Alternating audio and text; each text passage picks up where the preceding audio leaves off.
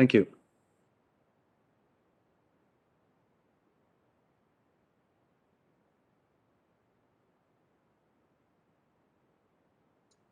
Video is live. Thank you. Good afternoon, everyone. Welcome to the regular board meeting of April 28th, 2021. Before we begin, I'd like to recognize this meeting is taking place on the traditional unceded territories of the Coast Salish people. And with that, we will get underway. The first item on our agenda is the approval of the agenda. Ms. Legault, are there any changes? There are not. Thank you. So a motion to approve the agenda is presented. Moved by Director Sebring, seconded by Director Morrison. All those in favor? Anybody opposed? None opposed. Motion carries. Ms. Legault. Thank you, Mr. Chair. Item M1 is the adoption of the regular board meeting minutes of April 14th. Thank you. If there's no errors or omissions, a motion to adopt the minutes. Moved by Director Yanni DiNardo, seconded by Director Morrison. All those in favor? Any opposed? None opposed. Motion carries. Ms. Legault. Thank you, Mr. Chair. No business arising and no public input participants. So the next item would be delegations. Item D1 is Christine Simpson, Partner Assurance Services, BDO Canada LLP, speaking to the 2020 audit report. And once she's finished, I would just ask the chair's indulgence in moving forward the corresponding staff report at this time as well. Thank you. Thank you very much. Welcome. Nice to see you again. Not in person this time, but via Zoom. And thank you and welcome. And do you have a presentation for us or just a discussion? I believe that you received a report in advance, but I'm happy to walk you through it quickly if you'd like. I believe it's been received. Thank you. I've got it here. I just wasn't sure if you were planning to present a PowerPoint. If not, if there's any questions at this time, I believe the directors could ask them now. Director Wilson. Thank you, Mr. Chair. And yeah, I'm not the most brilliant accountant in the world, but basically we're in good shape, right? Is that what this report says? It's a clean opinion. I apologize. I can't say good shape, but I can say it's a clean opinion. And we were able to execute the audit, had the good cooperation of management team to execute the audit on time and meet the deadline. So everything, in your words, would be good shape. Thank you. Good stuff. Thank you very much. Thank you. If we're not having a presentation, and I think we've been through this a few times before, I wonder if we could just move on to moving up SR1 to get to the actual meat of the discussion, which is the motion. Ms. Legault, if you want to read the recommendation, and if there's any further discussion by the board, we can do that then. Thank you, Mr. Chair. SR1, the recommendation is that the audit results and communication report prepared by BDO Canada LLP be received and that the Cowichan Valley Regional District's 2020 financial statements be approved as presented. Moved by Director Morrison, seconded by Director Wilson. Any further discussion? Seeing none, all those in favor? Any opposed?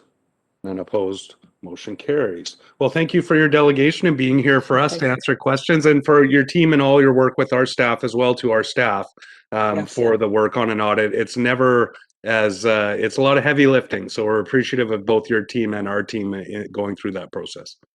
Thank you very much. It was a great process, and we will work with management to get this all signed off so that you have publicly available information statements to issue. Awesome. Thank you, Ms. Simpson. Thank you very much. Have a nice day. Thank you.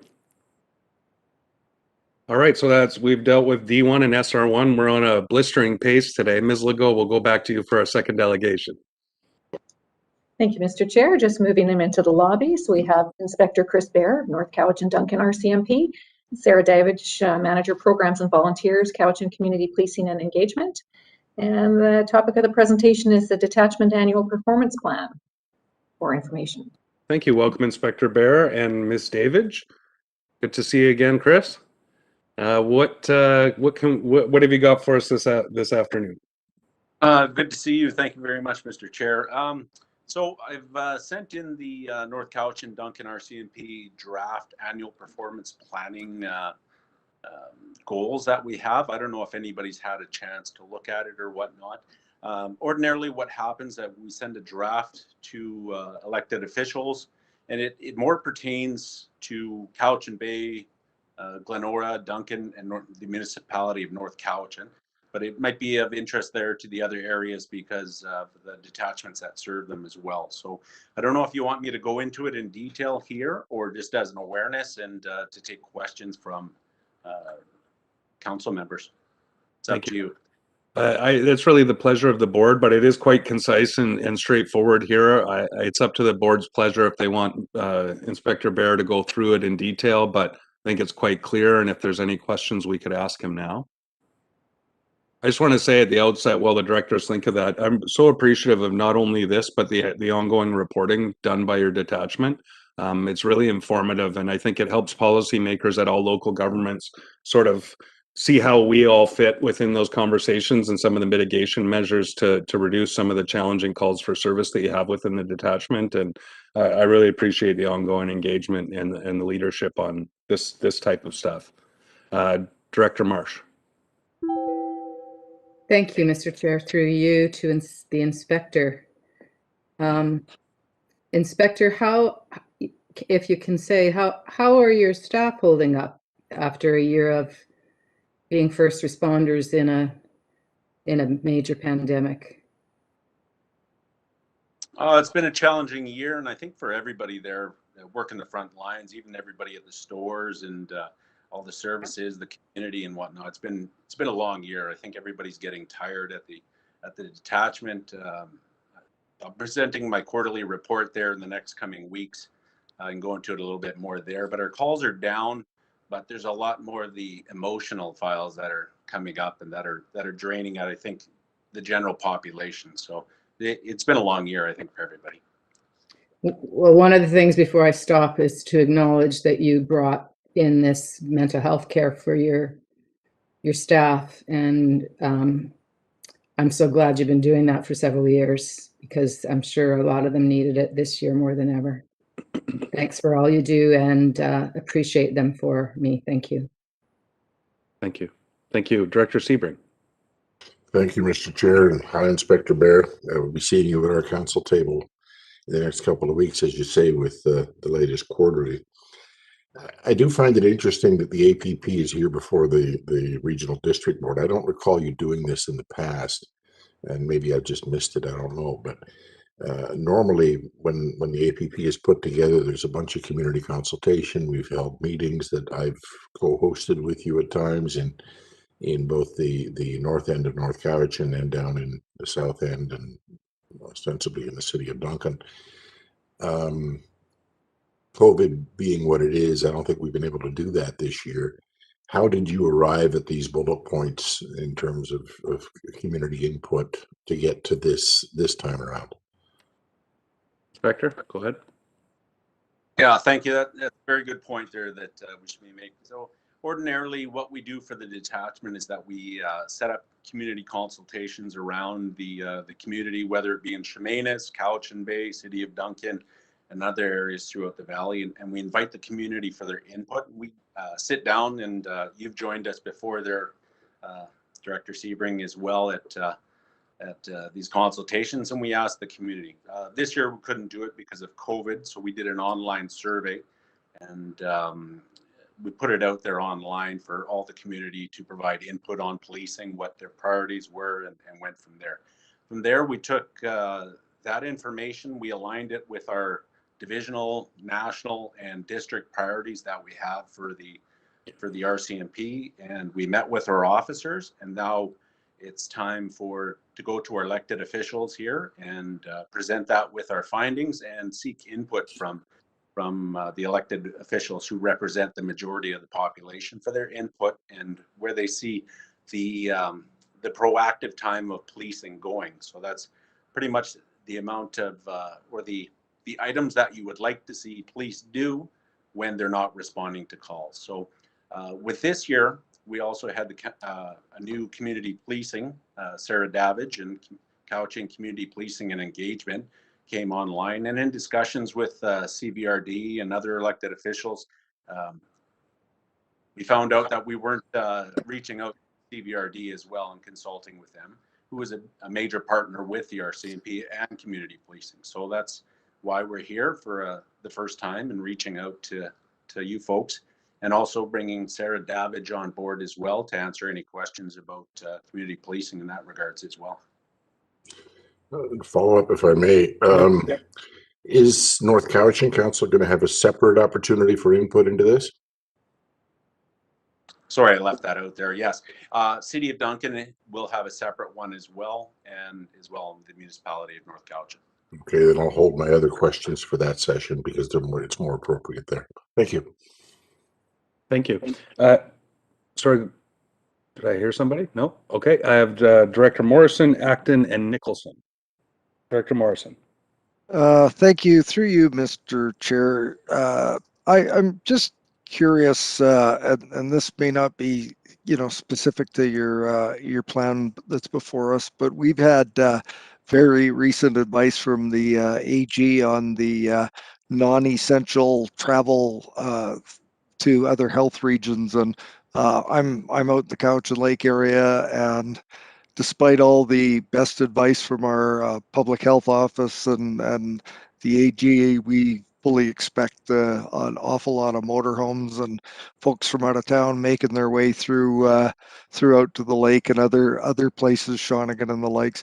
Have you had any advice or direction from the province as to sort of what interactions they're expecting you to have on that specific issue of non-essential and vacation travel to areas in the next few weeks? Go ahead.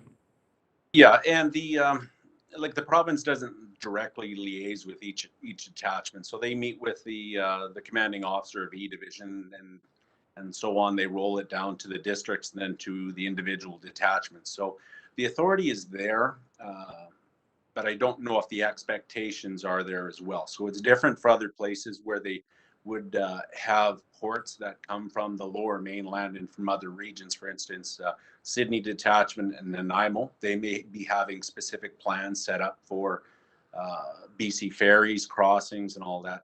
I don't have the expectation that our officers are going to be out there doing check stops specifically for tourists coming to the area or anything like that. It's not a good, effective use of our time for the most part, and but we are live to it. We do get complaints, we do respond to the complaints, and we address each issue on an individual basis, so to speak. So I know earlier in the year or past year there when the COVID was emerging, we did get lots of calls and outcry from the community in regards to Alberta plates, but we have learned from that where there's a lot of students that are here from Alberta, people that have homes here, and essential travel. So it's a broad spectrum of why people can be in a certain area, and we use discretion and common sense when it comes to that. Thank you. Director Acton, then Nicholson, then Yanni DiNardo. Director Acton.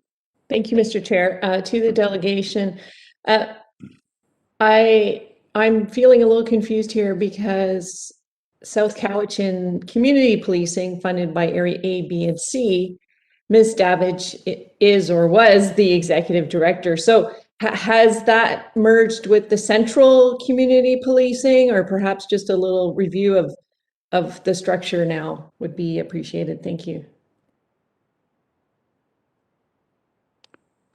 Yeah, so South Cowichan Community Policing remains South Cowichan Community Policing, and we've created the Cowichan Community Policing and Engagement Society. So Ms. Davidge is the director of both of the agencies, and then overseeing it until the establishment is set up. So there shouldn't be any services affected to the South Cowichan Community Policing area. So it's an expansion for the most part, but it will be separate and individual. I don't know if Sarah's on the line right now. Maybe she can expand on that. If I can clarify, Mr. Chair. Sure, Director Sebring. Yeah, thanks. I mean, we put out an RFP because the community policing function that was serving Duncan, North Cowichan, and Cowichan Bay, that society folded. So we put out an expression of interest, a request for proposal. I forget exactly what it was called, but anyway, we had two organizations that offered to take on this work. One of them was South Cowichan Community Policing, and at the end of the day, the three areas that pay into it awarded it to them. But it is a separate organization, a separate structure, I believe, a separate board, and you know, it's they're the only thing we have in common is Ms. Davidge, who's the executive director for both. So I hope that clarifies. Thank you. Okay. Follow up at all, Director Acton? Okay, thank you. Director Nicholson, then Yanni DiNardo, and Director Sebring, I just check you off my list for that comment. Thanks. Okay, Director Nicholson. Thank you. Thank you for coming. I am wondering if you could provide any comments on performance stuff for Area E, Cowichan Station, Satlam, and Glenora. And then I have a follow-up question. I recognize that most of the questions so far aren't related to what's in front of us from a report, but you seem willing to answer, so please go ahead, Inspector. Yeah, I don't know what exactly you're looking at for the area there. I don't have anything specifically in front of me for it. I know a big concern was traffic, and yeah, I don't know what. And the second question part was again, sorry. So one of my, what I'm interested just to understand a little bit better is, have you seen a shift in drinking and driving issues? And the reason I ask is because I often walk the roads in my neighborhood, which is Cowichan Station, and I've always picked up and done quite well on beer cans, Lucky in particular. But it's shifted to a lot of hard liquor stuff now, including lots of, you know, Mickeys of vodka and so forth. And I just, that kind of concerns me because I can't imagine throwing an empty bottle out of a driving when I'm driving. So I just wondered.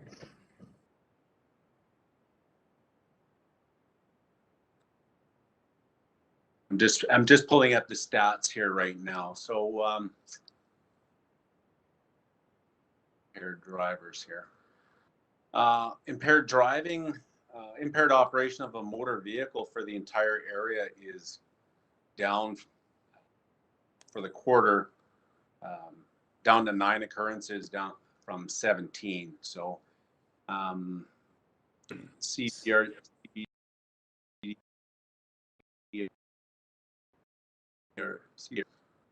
no change. We've had 4 complaints. What I can say is that our IRPs and such have gone up. Initially, when the IRP, the 24-hour suspensions and immediate roadside prohibitions came out, there was a big decrease in impaired driving. Since we've seen a lot of drug usage, we've seen impaired driving going up substantially as well with the roadside field sobriety tests, not just with alcohol, but actually with drugs. I think in a lot of areas, you'll probably agree that there's a lot of Lucky cans. I know in my neighborhood in Duncan, yes, I see a lot of beverage cans on the side of the road. So we know impaired driving's out there. Enforcement is going up, and we're trying to tackle that. But I think a lot of people out there are still driving impaired, and we do have some serious crashes from time to time. But overall, I don't think it is as bad as it was several years ago. We used to have the ICBC campaigns, and we would get, you know, close to a dozen impaired drivers a night when that was going on with those campaigns. So. Thank you. Director Nicholson, now Director Yanni DiNardo.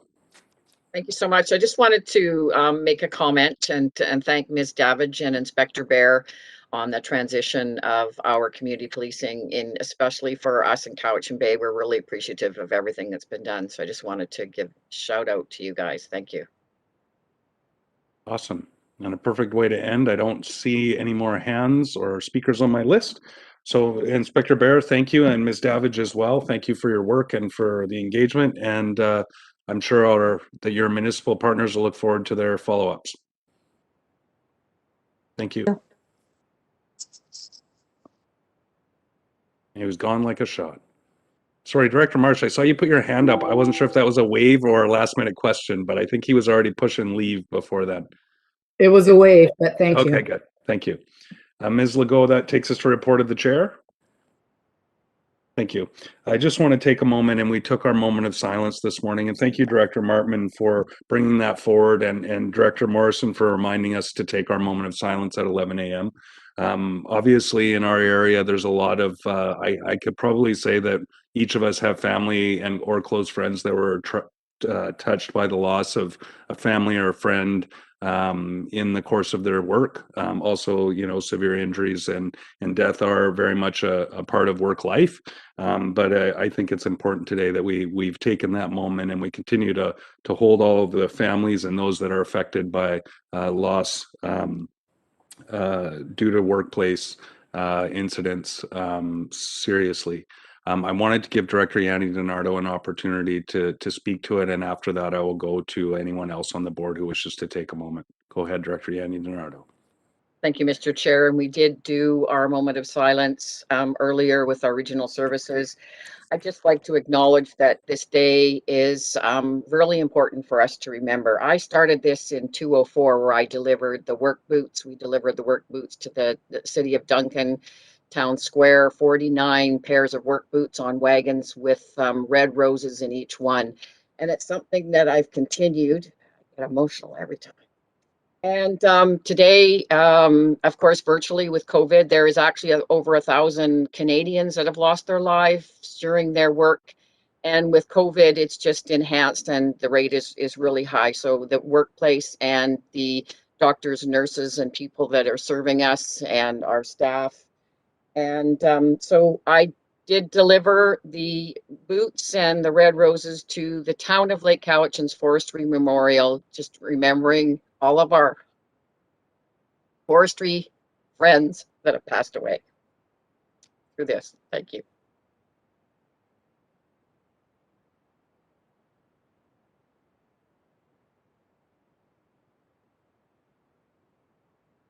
Sorry, it was probably good I didn't have my microphone on. It wasn't sounding all that composed. Would anyone else like to speak to it? Director McGonigal. Thank you very much, and thank you, Director Yanni DiNardo, for the delivery. Unfortunately, this is the second year in a row that we were unable to gather in person to remember not only those who did not return home, but those who returned home in a different condition than they left for work. As you stated, almost 1,000 people in 2019 in Canada did not return home when they left for work. Also, if you add to those fatalities, 271,806 accepted claims throughout Canada in compensation for workplace injuries and illnesses. That's far too many in 2021. So I thank you for the delivery of the roses and the boots. And when the time comes, I look forward to another in-person remembrance on the day of mourning, April 28th. Thank you. Thank you. Sorry, did I miss anyone else? I thank you both very much, Director Yanni DiNardo, for your efforts, and Director McGonigal for your words. And I know in my family, being a forestry kid, it's really close. Thank you. With that, we will move on. Ms. Legault.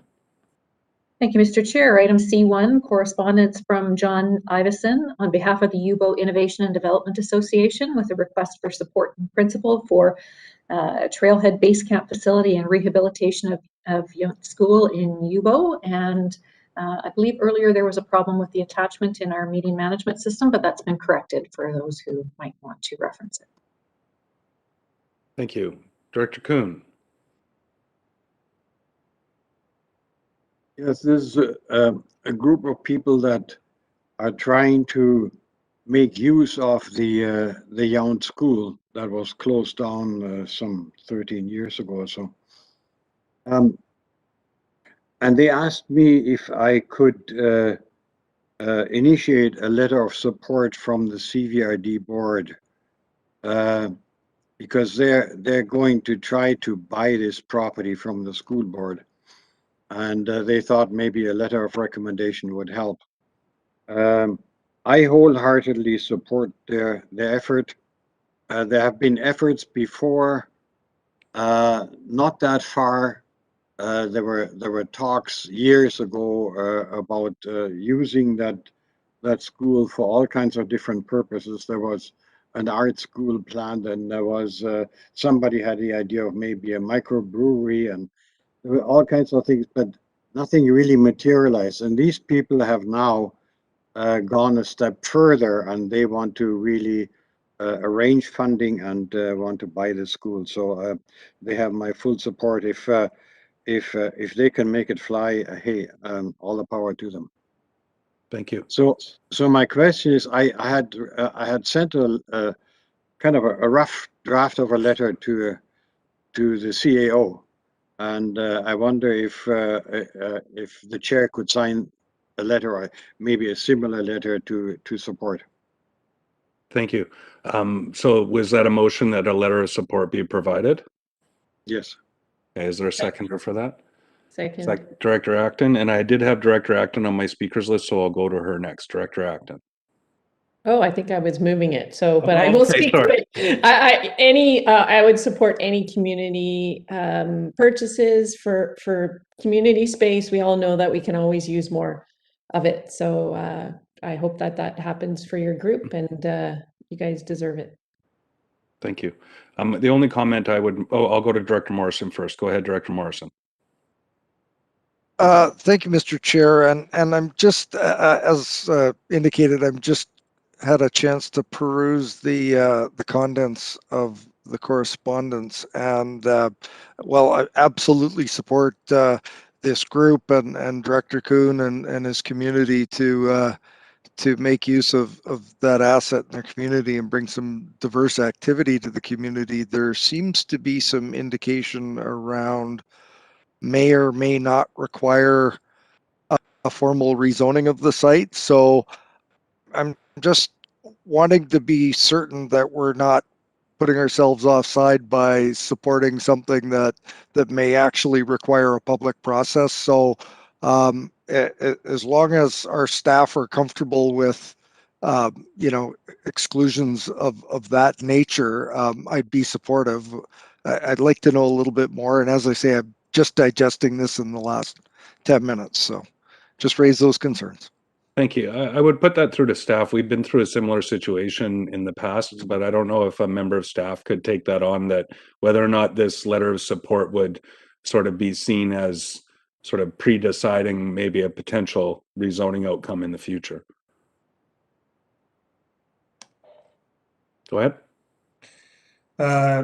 Mr. Chair, just a couple of points of information before I ask Ms. Kajarov to speak to that potentially around the rezoning. So there have been some conversations with staff around some of the aspects there. We're aware of a potential childcare need in that community, and so the proponent is discussing the inclusion of childcare. We've also had some discussions with the school district about how long this has been available, and the school district had consultation in 2013 with the property being available since 2015. So it has been a number of years, as Mr. Director Kuhn has indicated. So I'll ask Ms. Kajarov if she had any concerns about rezoning. She may not be aware of that, and she'd be in a better position to speak. Oh, there you are. The things move around every time somebody pops on the screen, so please go ahead. Thank you, Mr. Chair. So I don't have much to add to what Mr. Elzinga had said. When I saw this initially, my concern was, had the board been consulted, and my understanding is that did happen a few years ago in regards to the question around disposition. So that consultation did occur several years ago. Would the board be in a kind of a situation where there's some sort of perception of bias with respect to any future rezoning? I really don't think so. You could certainly, provide your support in a way that would, suggest that that the proponent would need to go through some sort of process in order to, secure any specific zoning rights. But no, I don't think you'd be putting yourselves in an awkward position. Okay, thank you. Any follow-up? Good. Okay, Director Marsh. Yeah, I just want to say kudos, Klaus Kuhn. Thank you. That's a mouthful, but yeah. Well, hey, I can't take credit for that. Okay. Well, that's very humble of you, but I think you did help move it along. Thank you. So I do have one comment. Let's all be mindful, and I think Director Kuhn knows this, that there is sort of legislative processes when it comes to disposition of school properties, and we're all mindful of that process will have to unfold, and there may be competing sort of people looking at this property, especially in context of land and stuff here. But having read this and knowing at least peripherally a bit of the history of the site, it would be a wonderful thing to sort of bring that sort of core anchor and sense of community back to UBO as well. So I'm very supportive of it. And I'll work with Director Kuhn if the board supports this and staff, just to make sure that we stay on side of any lines that may be there, but still be able to express the full support of the board if that's what the board chooses to do. I don't have anyone else on my list. We do have it moved and seconded. So I'll call the question. All those in favor? Any opposed? None opposed. Motion carries. Thank you for that, Ms. Legault. Thank you, Mr. Chair. On to committee and commission reports. Item CR1 is report and recommendation of the Regional Services Committee meeting on March 24th. Director Salmon. It's a big one here. Yes, thank you. So the recommendation is that the staff prepare a report on the organic extension project for consideration. Is that moved by Director Salmon? Seconded by Director Yanni DiNardo. Any discussion? Director Sebring. Yeah, some of us may know what it is we're talking about, but if somebody's watching this meeting and that's the only recommendation there is, it's a bit of a puzzle. In the interest of transparency, could somebody please just explain this again so that folks know what it is we're voting on? Thank you. Sure, thank you. I'll put that through to staff, or maybe Director Salmon can give us the highlights. Nope, staff would be better. Mr. Elzinga, it's through to you unless you're going to punt it to another member of your staff. I think I have to punt that one, Mr. Chair. So I'm not that knowledgeable in this particular initiative. Thank you, Mr. Chair. Through you, this is a supplemental report that was inadvertently left off the last report from the Regional Services Committee. So this is a bit of a housekeeping matter. But this recommendation came forward as a result of a delegation that appeared to the last Regional Services Committee meeting. Thank you. I'm still not sure that that still doesn't tell us what it is we're voting on, or doesn't tell the public. We already voted on it at the previous meeting, but Ms. Legault, do you have a member of staff, or does someone here actually want to speak to the actual substance of what this motion is? For those who didn't watch RSC, the previous regional services meeting. I was thinking Mr. Hatami or someone may be able to pop in. I do see that he's in the meeting. If you're uncomfortable about the substance of the motion on the floor, we could always see if we can get answers. I'm not sure. I'm fine to vote in favor of it. If I was watching this meeting, I'd be a little bit. My understanding was that organic collections into rural areas like where I live, where we're clamoring for organic collection, but I saw Mr. Elzinga put his hand up. So, Mr. Chair, if I can maybe recommend that we table this for and move down to the next reports. We'll come back to this one with more information. It'll give us 5-10 minutes just to get the background and provide that to you. Yeah, and I'm sure I could look it up in the RSC agenda, not this one from earlier today, but 2 weeks ago does have the report in there. It's just unusual because usually we link that report. I see Director Martman. I'm going to give somebody a chance to get us out of this jam, and if not, we'll move on to the next item. Director Martman. Yeah, it was a presentation a month ago about supporting the organic extension service, which is what's was intended to advance the regenerative agriculture and sustainable food system by promoting widespread understanding and adoption of organic practices throughout BC's agriculture and food system, and also supporting the expansion of the organic sector. So that was the delegation. I couldn't remember and I got it wrong, and Director Martman pulled it out of the report. Does that satisfy you, Director Sebring? Thank you. I'll go to Director Marsh. The only thing I would add is the extension service, ordinary, non-organic, and I guess organic farmers had that. It's an individual provided by the province, and we haven't had that for a number of years. And that was a part of this report. Yeah. That the province would provide person that would give support to people who want to get into farming, want to expand their farms, all of that. Thank you. Now it's all, I'm being elucidated and I'm almost lucid. So that's all good information. I think we're all clear now. It's been moved and seconded. Any further discussion? Seeing none. All those in favor? Any opposed? None opposed. Motion carries. Before we move to the next item, to my director of Area H, we still do want organics pick up in the area. But moving on, Ms. Legault.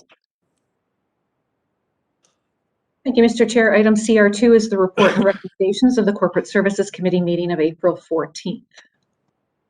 All right, and I'll put it over to Director McGonigal. He does have a few items on his list. I got a few. I do have a few. Thank you, Chair Stone. Your Corporate Services Committee reports and recommends the following.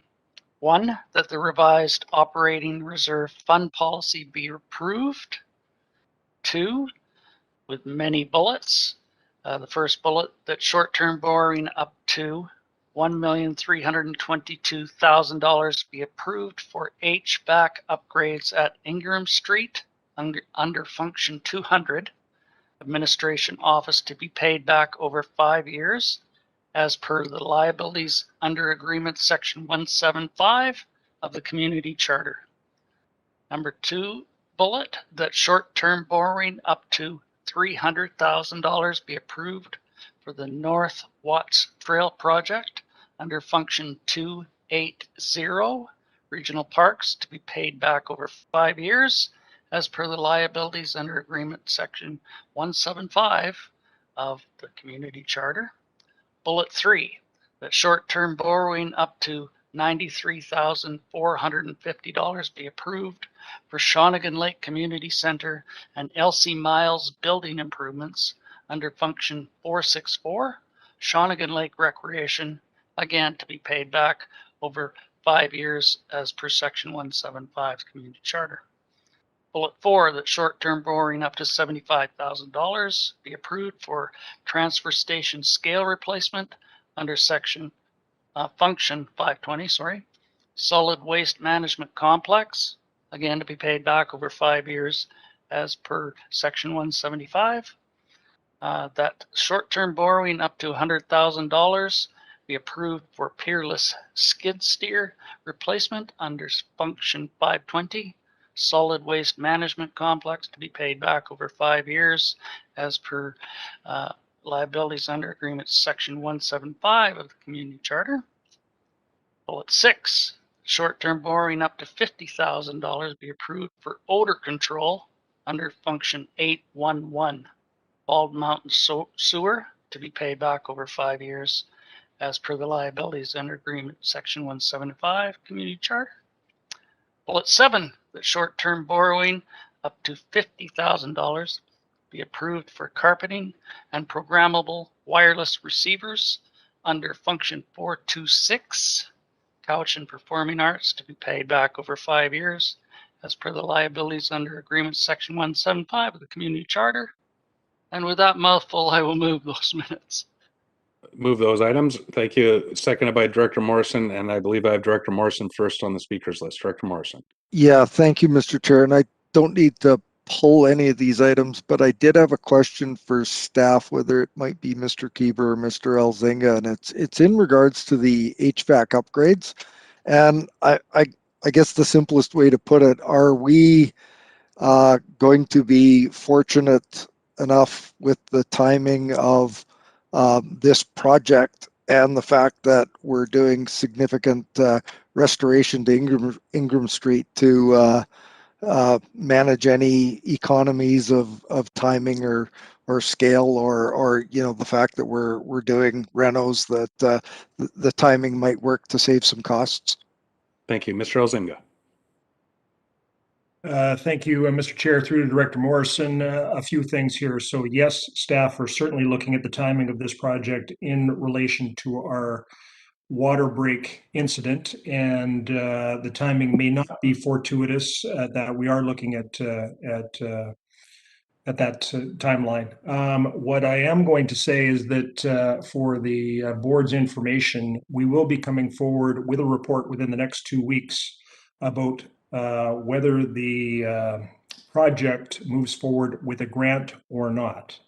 So we have a grant application in for this particular project. We haven't heard yet, but there is a timeline for that construction. So it is going to be a board decision in the next couple of weeks whether we are moving forward with that particular project or not.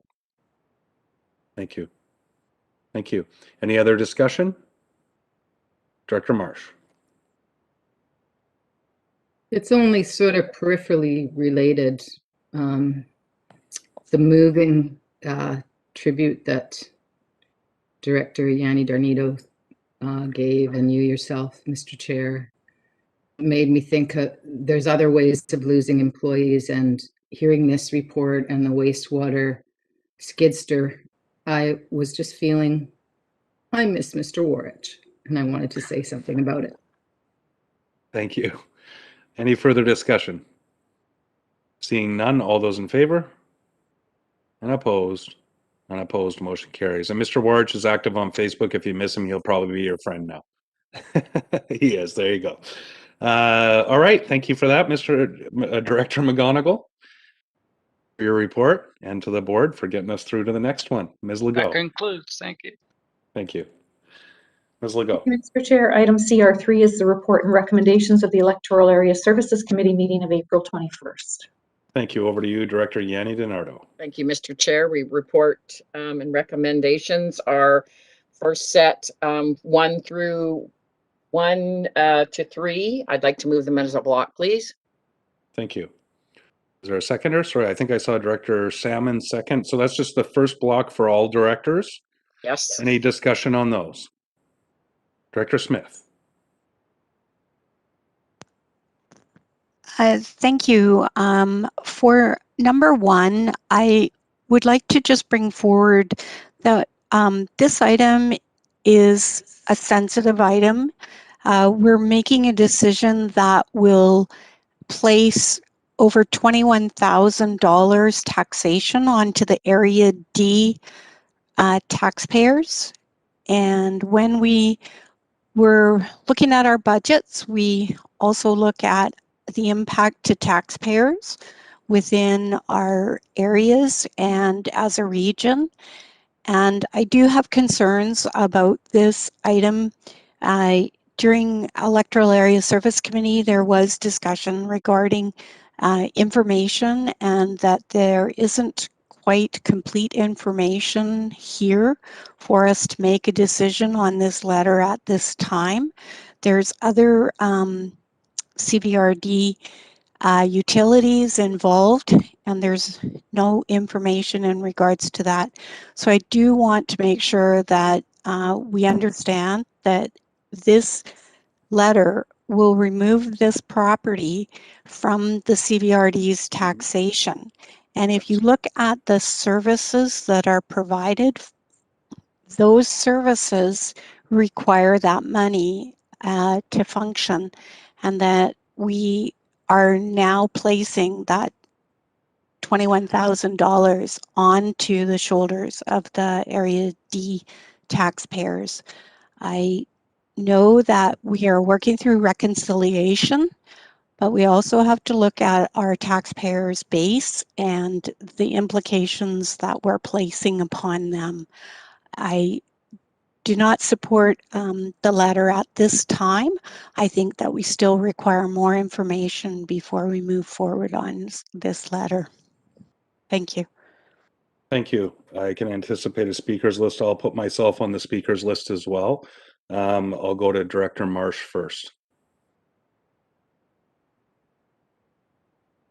Thank you very much, Mr. Chair. And I'd like to say this as respectfully as possible, but we acknowledge every meeting that we are on the Coast Salish territory.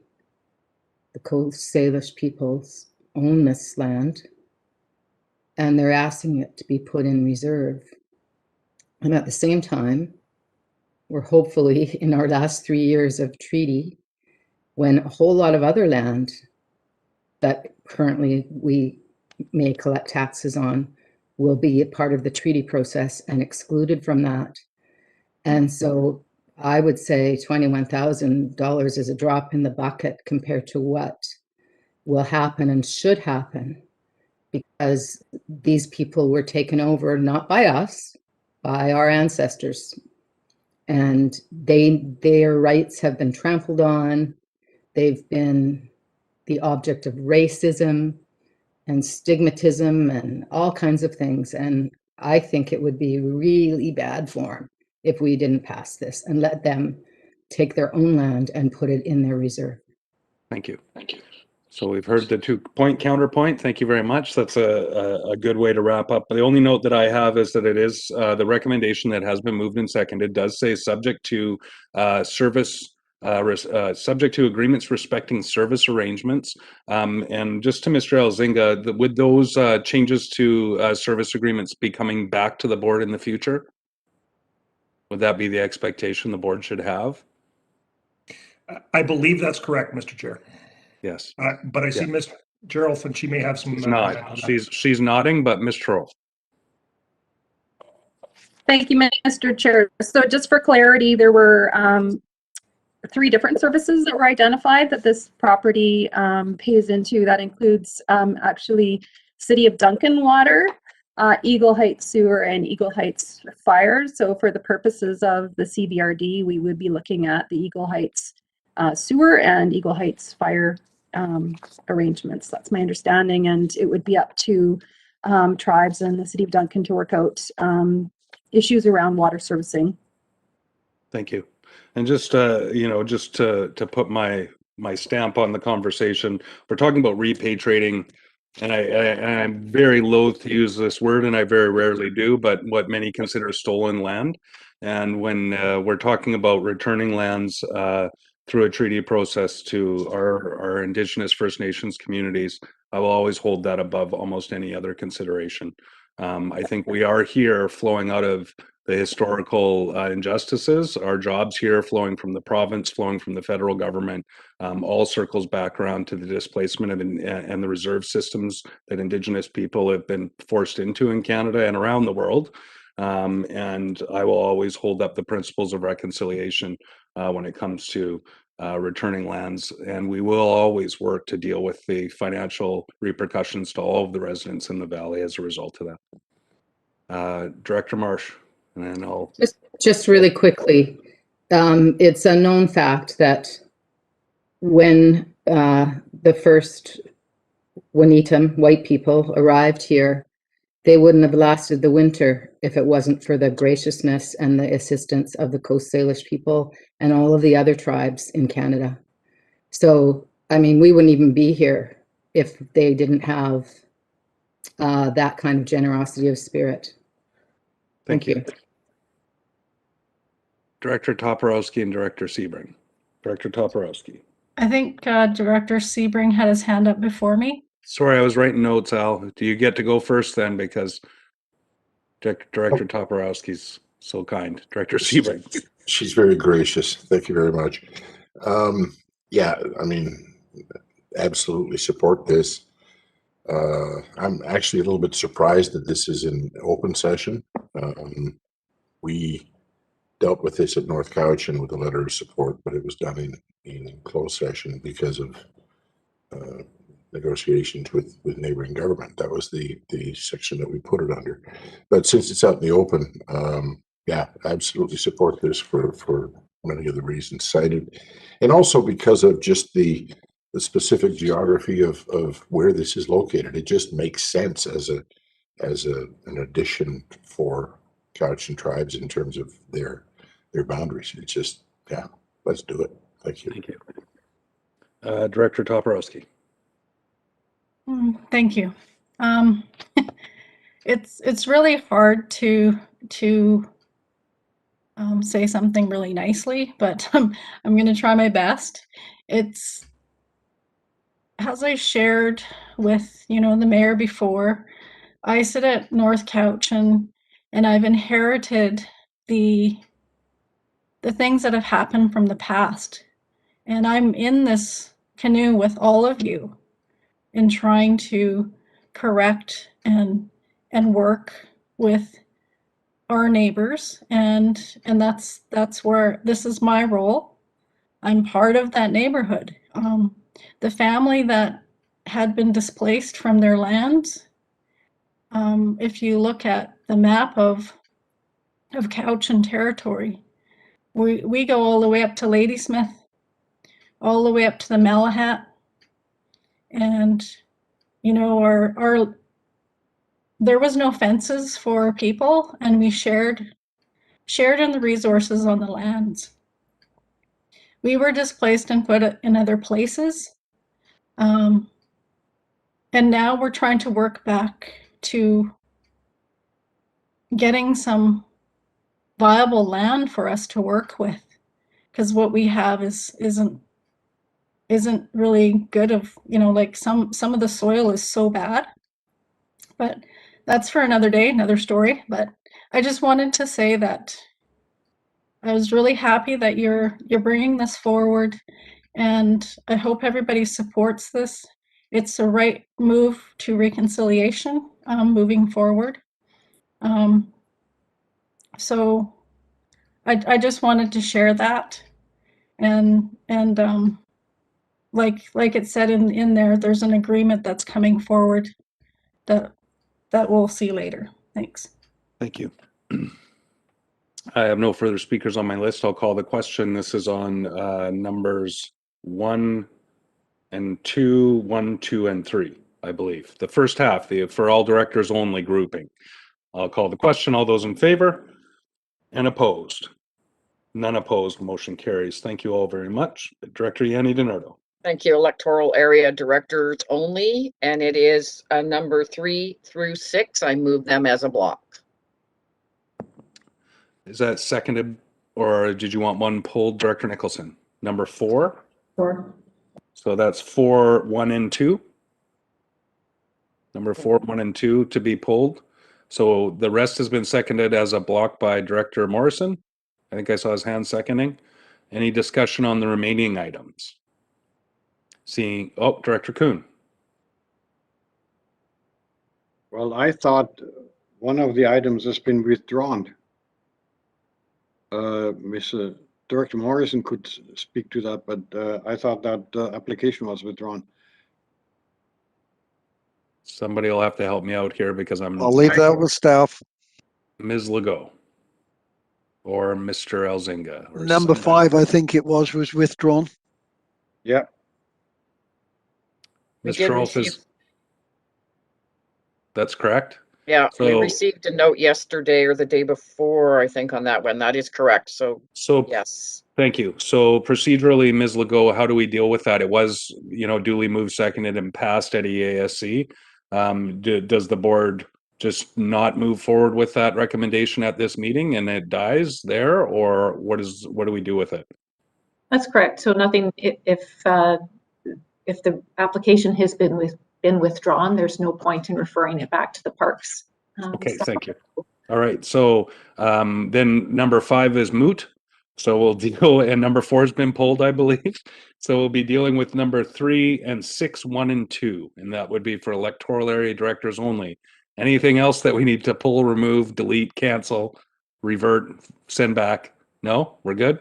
Okay, I'll call the question on those items, number 3 and number 6, 1, and 2. All those in favor? Any opposed? None opposed, motion carries. Number 5 no longer exists, so we'll go back to number 4. I'll go to you, Director Nicholson. You wanted it pulled. Yeah, I don't support this recommendation. Okay, thank you. Director Morrison? Move the recommendation. Thank you. And seconded? Director Yanni DiNardo. I move it. Thank you.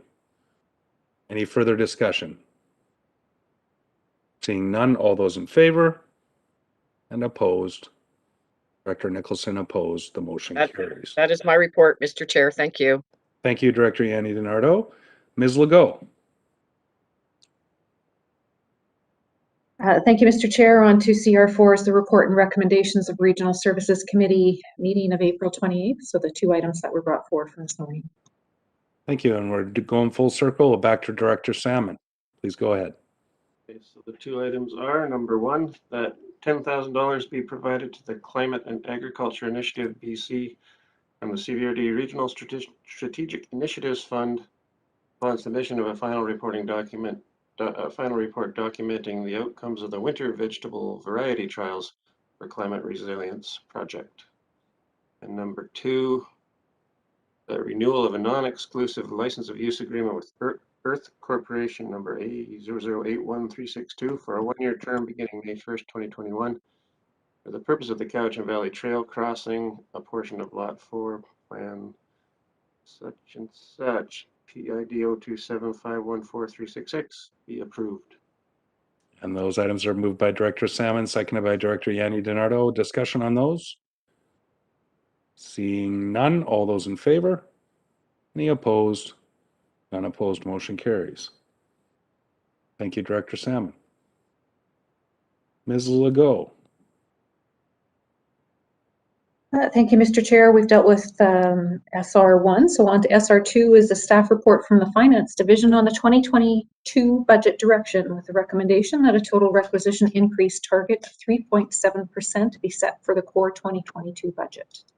I have a feeling this may be a longer discussion. I wonder if the board would like to take a brief recess now. It's just been an hour. Usually I'd wait 90 minutes, but I think we could just take a short break now. Why don't we say we're back in 9 minutes at 2:40? And Director Wilson, I've got you at the top of the list. All right, thank you. We'll be back.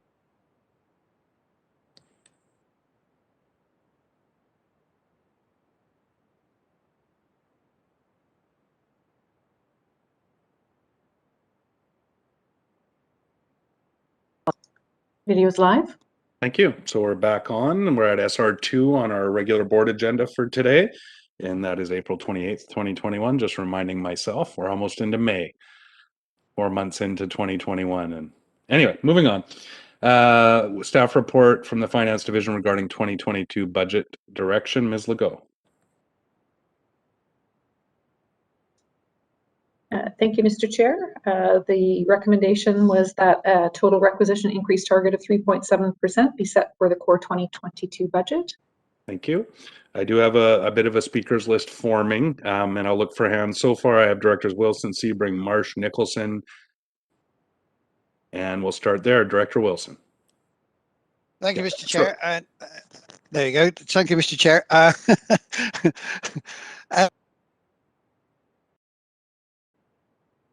A very good relationships, professional relationship with the finance department. I cannot support 3.7%. I just can't. I mean, crikey, I just had a 0.978% rise in a pension, and there are people out there who are suffering financially big time. Food banks have got empty shelves because they've been used so much in the last while people have been suffering for cut hours and all the rest of it. Now, one of the things that's been said in the report there that if this doesn't go forward, then there would be a significant reduction in the service levels if we went for 0% again, as we did last year. But I am going to reiterate the need for a full service review, as my feeling is that we continue to expand services beyond our ability to provide without provide the service levels. without this constant increase of staff responsibilities and numbers, we can't continue that. It's not possible. And this is one of the reasons why this 3.7 thing has come forward. We're trying to provide services that we are no longer fully capable of doing. And I would like to see a full service review. We have a duty and we have a definite need to continue to exercise. The only way I can put this, caution and austerity, given the unknown direction that this ongoing pandemic has created. And I want to see this stance of caution and austerity carried on. In the meantime, we can see where this thing is going to, but right now we've got people suffering out there, and 3.7%, I'm sorry, is just too much. I would love to see us continue with the 0% that we came forward on core last year, with good business cases coming forward for the supplementals. We managed to keep it down to 2.5%. If we go forward with 3.7, you know as well as I do, it's not going to be 3.7. It's going to end up as 6%, 5%, much more than the 3% that we're looking for, because there will be other things coming forward. We cannot start off with a high level of 3% on this particular one. One of the things that I have got a bit of a problem with, and I know it's the only data that finance has got, is the residential construction index, which is based on numbers from Vancouver. Well, okay, there's no data available on this particular index for our Vancouver Island, but it's got to be different, given that the CPIs, as it says in the report, are different from Victoria to here to Nanaimo. So I'm certain that our residential construction index here on the island, or in Cobble Hill or Duncan, is far lower than this. Basically, what I'm saying is 3%, 3.7%. No, I can't do it. We should continue to go on the same methodology as we used last year, which is 0% on the core and solid business cases coming forward for any supplementals that with departments that feel the need. Okay. Thank you. Thank you. And anybody who agrees with Director Wilson, you can just say what he said. But Director Sebring, Marsh, Nicholson, Morrison, Acton, I put myself on the list. Maybe we'll see where we get to from there, and others are welcome to join. Director Sebring, you're next. Thank you, Mr. Chair. A little bit of what he said, but there's more here. I mean, I'm not sure that I agree with Director Wilson that we want to go to 0, because there's work that needs to be done and that needs to be paid for. And I know this is a regional district and we don't look after the roads, but if I can take the liberty when I talk about our tax increases at North Cowichan, the reality is that we put off a bunch of capital last year that we put into the budget this year. And I say to people, those water lines aren't going to fix themselves and the roads aren't going to pave themselves. And every time we defer this stuff, we just kick the can further down the road. So there has to be some recognition that at some point there's going to have to be some tax increases to pay for some of those things that need to be done.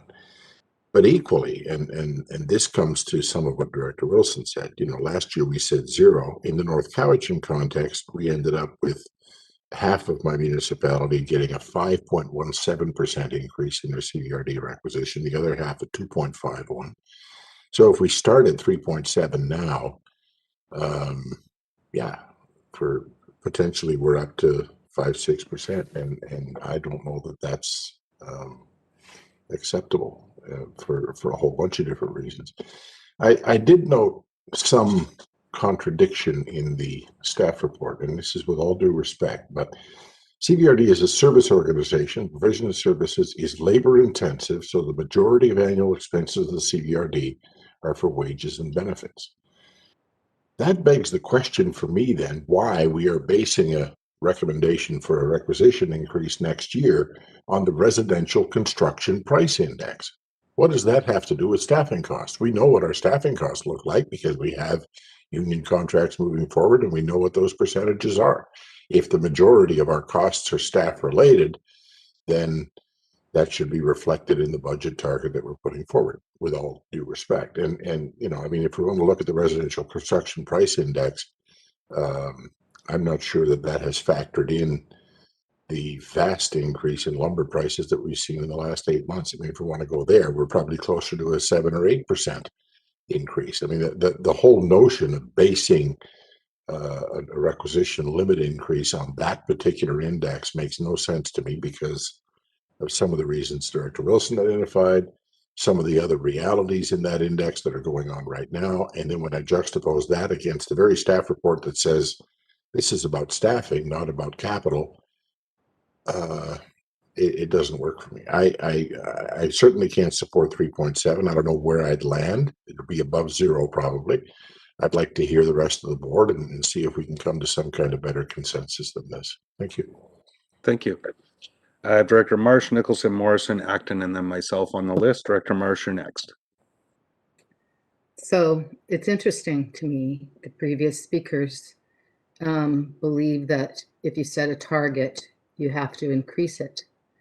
I don't think they're saying, I don't read this report as saying, we want to be sure that we go up by 3.7%. If I had to guess, I would say, we want to be sure that we don't waste months and months and months trying to get to zero and have you guys bring us up to whatever it ended up being. So there's nothing about passing this that would prevent us from cutting services. And as a matter of fact, I would argue, and I hope the whole community hears this, that way we can see what is the best thing to cut and what will we be losing if we want to get to a target. And if this board wants to get to zero, they can still do it. This is the most preliminary thing that is the most cost-effective way of allowing staff to bring us forward. What they're saying, if you'd like things to go the way they are, this is, and remember, 3.7 is just an average number. I mean, nobody pays the same amount in the CVRD, and it's very complex. But I'm not prepared to support anything less than maybe 3. But I'd rather just go with what they're recommending and let them bring us their reasoning and spend our time making the adjustments then, and let them spend their time in the meantime doing their jobs. And that's how I feel about it. The other thing I'd like to say, just to anyone in general who might be listening, oh, you get 2% of an increase, and we don't get this and that. Well, what I was warned about when I first came in has happened. There's a shortage of staff. There's a shortage of people who can do these jobs. And so if we keep being, you know, I don't even know, I don't want to make a label on it, but we're not making widgets. We're building communities. We're addressing climate change. We're addressing a pandemic. We're addressing our increasing hydro costs and our contracts that are signed with our employees, plus just the increasing, you know, I don't know how much we have to build, but I was going to have my deck redone, I think it was October. And when I spoke to the contractor in January, he said, lumber's doubled. And I spoke to him a week and a half ago and he said, lumber's tripled. So I just think, let's not waste the taxpayers' money having our staff come in with a budget just because we want to look like we're being responsible, and then have them spend hours and hours adding to it. Let's let them come in with what they think it would cost to continue with what we have, and then let us decide if and what we want to cut. Thank you. Thank you. I have Directors Morrison, Acton, myself, Martman, Smith. Anyone else who wants to get on there now?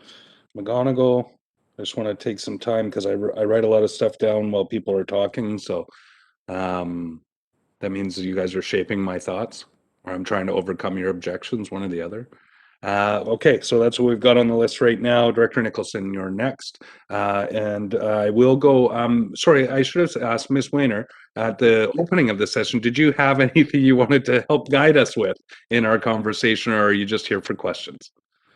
I'm just here for questions. I figure the report itself would open enough conversation. Okay, well, feel free to wave at me and interject if you feel that we need some clarity that might help get us on track. Thank you. Director Nicholson, please go ahead. Thank you. Actually, could you put me down later? I'm having a hard time getting my head around this. Okay, I'll put you in the sidebar. Director Morrison. Thank you, Mr. Chair. So I want to start with just what this notion of 3.7 is, and I want to interject an idea that perhaps we can talk about as we engage in the budget process. Much like the speaker before me, I'm comfortable with the professional advice from our staff as a preliminary benchmark to work from, telling them that we want economies wherever we can find them and reasonable cuts that can be made, that we don't want to appear above 3.7. But that's not what I particularly want to talk about, because it's exactly what these numbers, and the previous speaker spoke to these numbers, in that we're not clearly communicating to the public exactly what these numbers mean. And I'm just going to use my 2020 requisition increase for my electoral area as an example.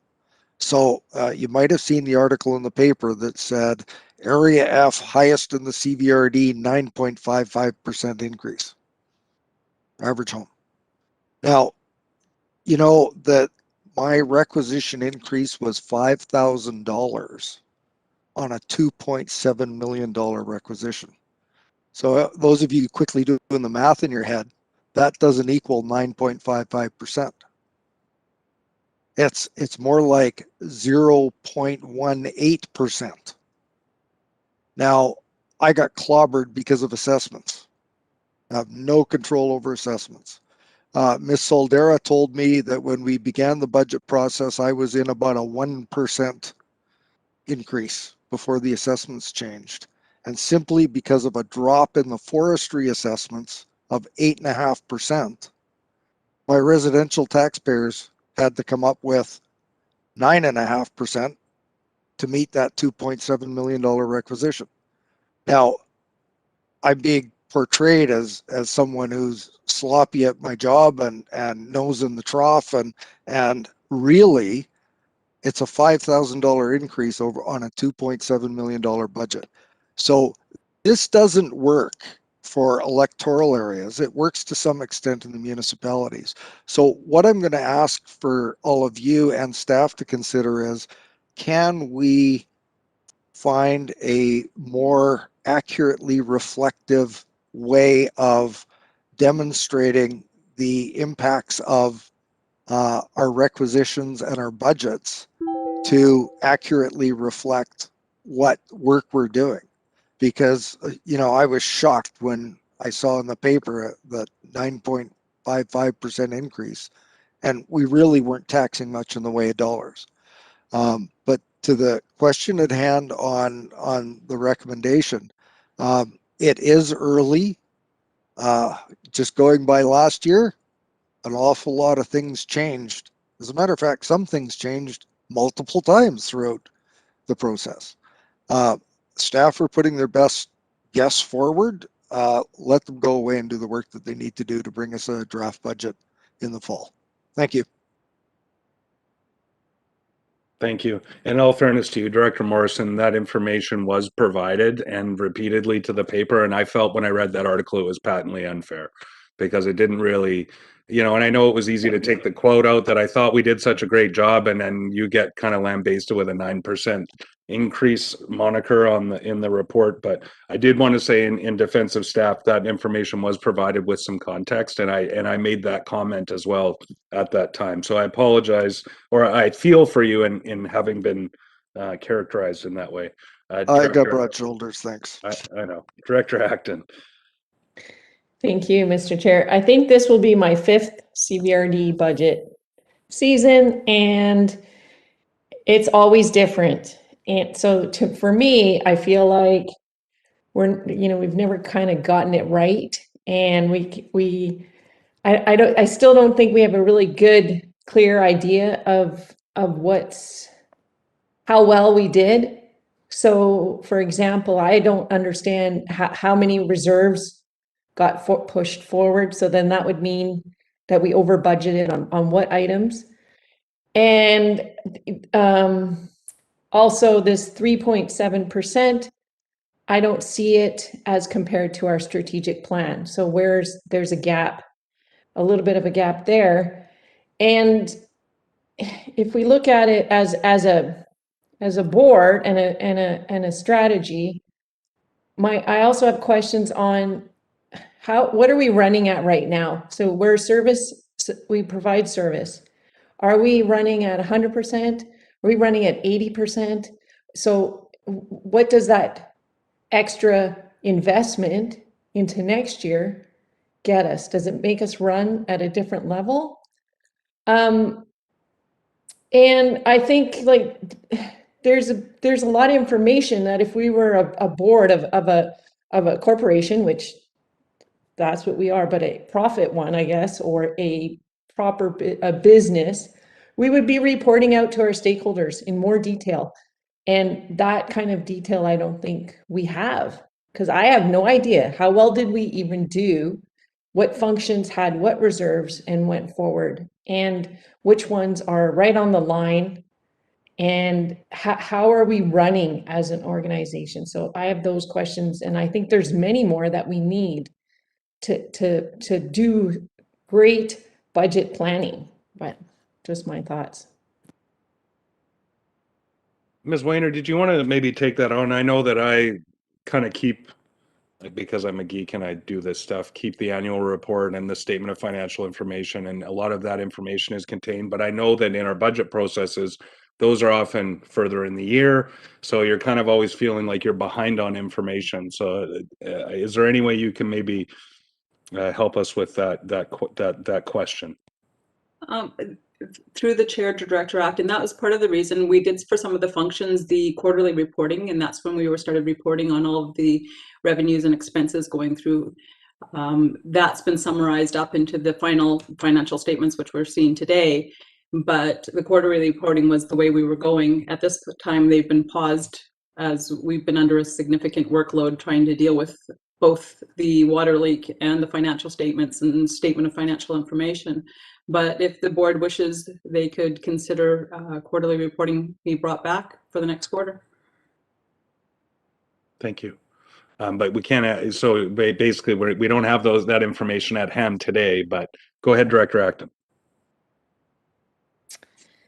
Yeah, and so you mentioned the water leak and staff, trying to fill these gaps. So we are tasked with telling the community that, we've approved, whether it's 3% or 10%, whatever it is. I think we need to tell them, okay, well, this is where we're at and this is where we will be. Like, I don't know if I'm making myself clear here. Because we're under so much pressure where we may not have staffing, we're funding it all, but what are we getting as a whole?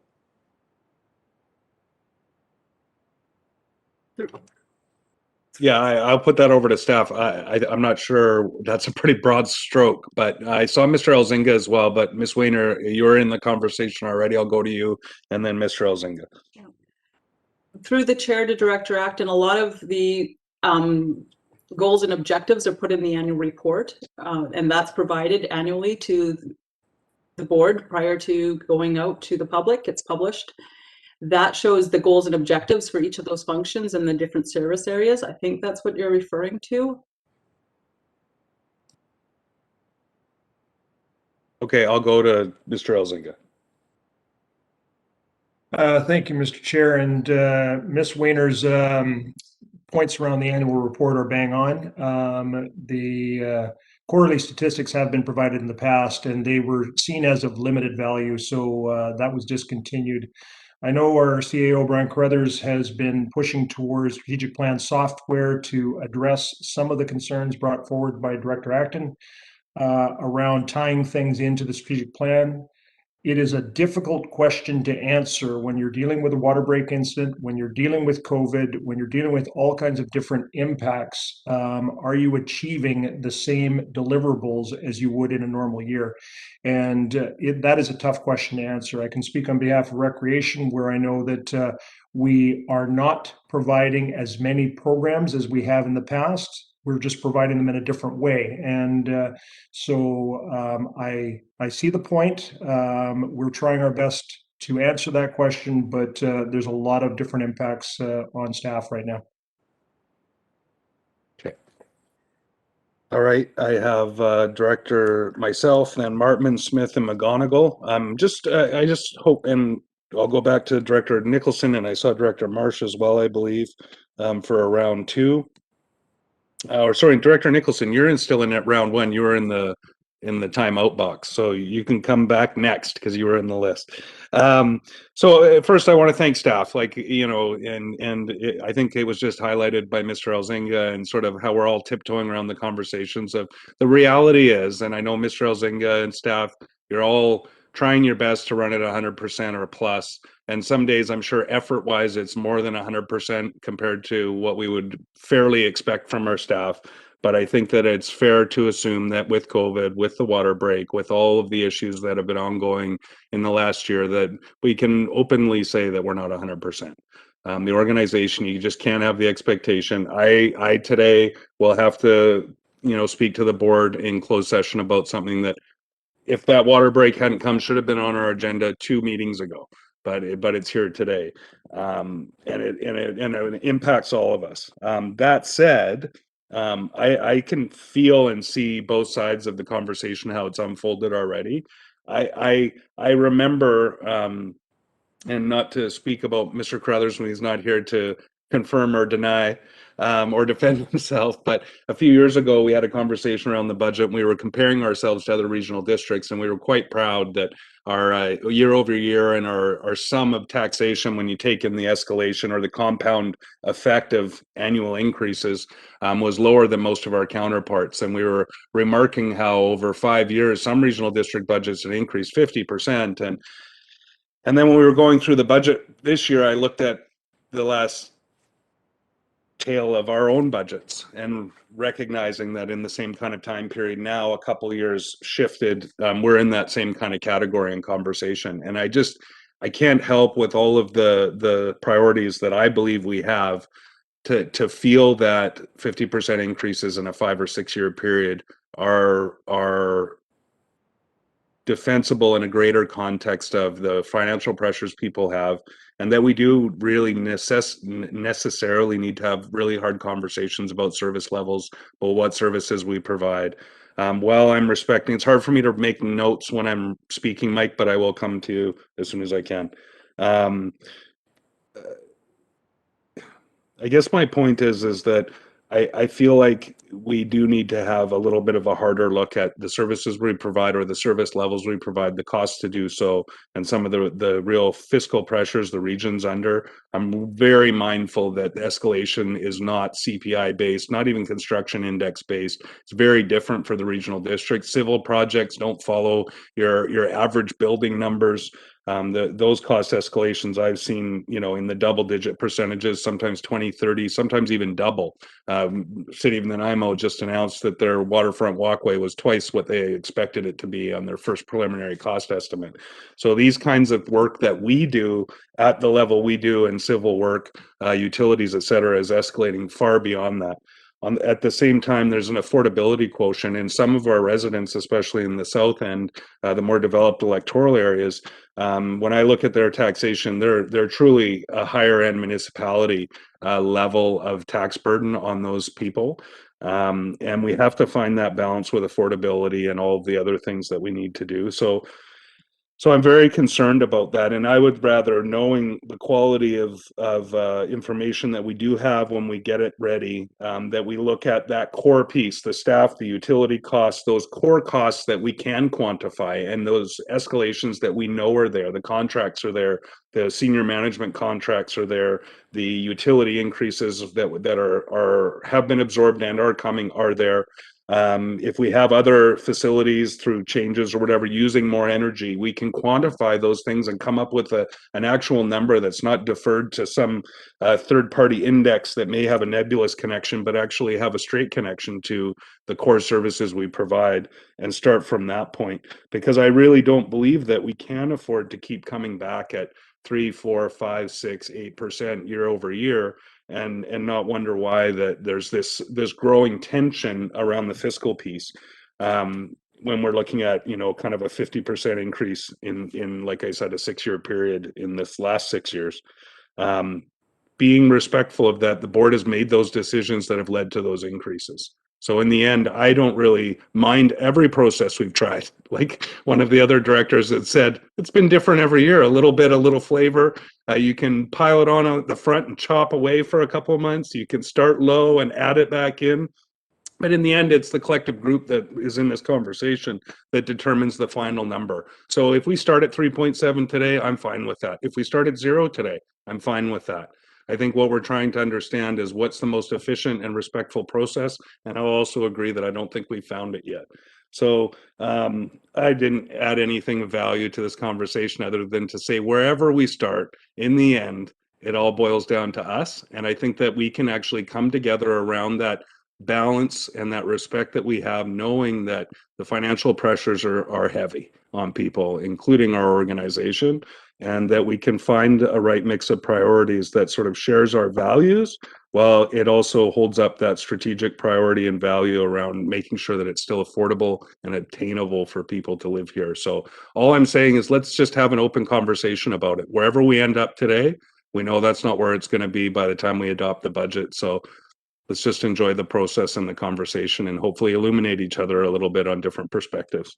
Mr. Kieber, I saw your camera come on, which usually means you're concerned with what I'm saying. And then I saw your hand go up, so I'll put it over to you. Thank you, Mr. Chair. Actually, my camera's been on a while simply because I thought I should probably jump in here and try and help the conversation. And at the end of the day, staff are just looking for some direction. Finance will be sending out a report or a package to staff, helping them to work on their 2022 budget. And really, we're looking for a number. The report that has the 3.7 is kind of sending the message that we need it, expect it to be higher. If you want to continue with the same level of service and have staff work towards the corporate strategic plan that you've approved, the number is going to be higher. So you're right. I'm not sure which director said it, but some hard looks have to be made to look at what level of service we want to provide, and what do you want staff to work on for 2022. I think Director Marsh said at the very beginning is you can get staff to work at to get 0. Yeah, we could do that, and then we're going to have to work again to get to achieve what you want. Right now, we're simply looking for a direction, that something you feel comfortable with, something that you want us to work towards. It will bring it back to you. There'll be some that can achieve that, some who won't be able to. You've talked about in the past about having a business plan. You're right. Having business plans about going above and beyond that level is a good idea. I've been at this for a long time, and to be fair, I've seen a lot of these things go around and round in many circles and come back again. It really comes down to what works for this board. We'll come up with a plan that works for one board, and the future board won't like it. So the board, at this point, we're simply looking for a number that you feel comfortable with. It could be 2, could be 3, could be 1, whatever you feel comfortable with, and we'll work towards that. And you'd be surely happy with 10, but you're not going to get it. Well, technically, I won't be around, but I'm sure staff will be. All right, I have directors Nicholson, Martman, Smith, McGonigal, Yanni DiNardo, and then second round, I believe I have directors Marsh and Wilson. So I'm just going to go through folks who haven't spoken first, recalling Mr. Mina's advice to me. Director Nicholson. Thank you. So what I'm hearing here is that staff are asking for a simple direction on how to do the budgeting. But what we have are a lot of issues that pertain to whether what we're investing in now in our service functions are doing the best that we need to do for the community. And those are more strategic questions. And then on top of that, we are operating without a sort of a standard, regular feedback of information on how we're actually doing, which I think is what Sierra, Director Acton, was getting at. We don't have good feedback on how well we're actually, how efficiently and effectively we're delivering our services. So there's three different things there that we're talking about, and staff are just asking us for basically the mechanics of how they should put together the budget. And I don't think on that question of how we should put together the budget, whether we have the other good information which we actually need, and we need to talk about those things, because I think that's probably way more important to getting to a good budget eventually than the mechanics of doing the budget. But when we're talking about the budget, we always say that we have 180 or how many, I don't know how many service functions we have, but we say that each of those is its own budget. So actually, to do this effectively and to get away from this notion that we have an overall budget, we have 180 budgets, and we should be setting targets for each budget that makes sense for that budget. So some of them can certainly come into zero, and if staff are really managing well, then maybe even below 0%. Some who are staff heavy will come up to whatever the staff contracts, the contracts will. But it is really important, if we're going to deliver a service function, if we have a decision to deliver that service function, then we have to invest in it adequately. I do not believe in kicking the can down the road. I mean, we're already trying to deal with issues all the time at the table because of poor investment in the past. So the water issue we talked about today is a good example of that. So I really think we need to think seriously on the strategic priorities of what service functions we actually do. But on the question of the budget, I would actually be voting for setting a target for each service function. Thank you. Thank you very much. Director Martman, Smith, McGonigal, Yanni DiNardo, and then background to round two. So Director Martman, go ahead. Thank you, Chair, and lots of good comments as usual. I think where I come from is no experience with this board in terms of budgeting other than getting dropped in the deep end in January or December. And so I come from maybe a perspective of wanting more information. And so when I read this report, questions come to me.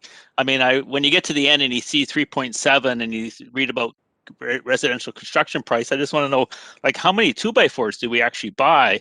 But I didn't think that was a fair question to ask. But I do have questions to staff on the options, and one that Director Nicholson was referring to is set a target for each service, and the other one is set an overall budget target. So I'm interested in staff's insight into have we done both ways, or are we typically default to number two, and pros and cons? I'll put that out to a dealer's choice on the staff side. Mr. Elzinga, as acting CAO, you can fire it to whoever you wish. I think Ms. Weiner wants to respond to that. Thank you, Mr. Chair. Thank you. And I saw Mr. Hatami waving his hand too, so we'll go to you, Mr. Hatami, after Ms. Weiner gets her comments in. Okay, through the chair to Director Martman, I would just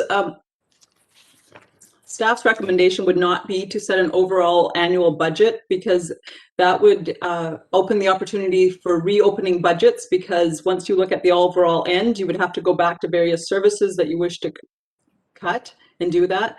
So having a target for that we've utilized that's gone straight across. The 0% mandate was for every one of those 178 functions that we had. So each budget had to come in at 0, and they had to make a business case last year. Other years, it's come in at a 2% or whatever the mandate was for the board, and each function goes. When it comes as an overall coming forward, everybody does their budgets individually, and then they have to go back and try to meet the overall mandate. So it's very difficult, and it creates the budget having to be redone several times. Sorry, and just a point of clarification for me, just because I wasn't quite sure. So you're saying that this recommendation is that staff will start out with 3.7 per function then? Yes. Okay, thank you. Go ahead, Director Martman. Okay, thank you for that. And I guess the piece that comes down to me is like what is it that the staff require? Like, I know they're looking for direction and you want to start the process now, but I'm looking for efficiencies. And so where are the efficiency in doing this process? I think you just articulated that. Like if you don't have to come back and forth, then you have a process that's going to be efficient for your staff to come forward with each function. And I guess that's where I lean towards, about wanting the process to be the most efficient it can be for you. And then to say, you know, how do we manage the percentage? Because I think we could go all over the map here listening to the previous speakers. So I guess I'm hearing you say, let's look at it. Actually, you tell me what you're saying about what you're looking for, because I want to make sure you get it right. Ms. Weiner. Through the chair to Director Martman, the preference from staff is to have a target made for every service, and that service would increase and include the amount. The recommendation here is 3.7, mainly because there's different baskets of goods between CPI and construction index, and taking into account things like the lumber and those kind of costs. This would give staff the opportunity, and it's not saying that they would be, all the budgets would be increasing by 3.7%, but it gives them a little bit of flexibility to work with whatever's needed for that service to maintain that service. And then that would make it, there's always the opportunity at the very end, after all these budgets have gone through and they've all been looked at that point, there's the final number, and that point, the board at that point can make cuts to it if they wish to reduce. So just one follow-up from me. Go ahead. So given the unknown, I think this was mentioned before about the pandemic and how the recovery may or may not unfold this year, I'm curious about that review would happen in September, October, about whether we can, you know, have to cut more or whether we're comfortable going forward. Is that where it would happen? No, that typically comes right before the budget adoption. Okay. So it goes through all of the committees and everything else to make sure that the various committees, commissions are all on side with what the numbers are at that point in time. And then it comes forward to the Corporate Services Committee as a whole. And it's usually a 2-day workshop type of thing where they work through and the committee goes through it. Thank you. And thank you, Chair, for everybody's patience as I wrap my head around this. I've been trying to use that. I just started for 6 years, but nobody's buying it anymore. I have Director Smith, McGonigal, and Yanni DiNardo, and then we'll go into round 2. But I now have Director Kuhn in round 1, I think. Yes. Director Smith. Thank you.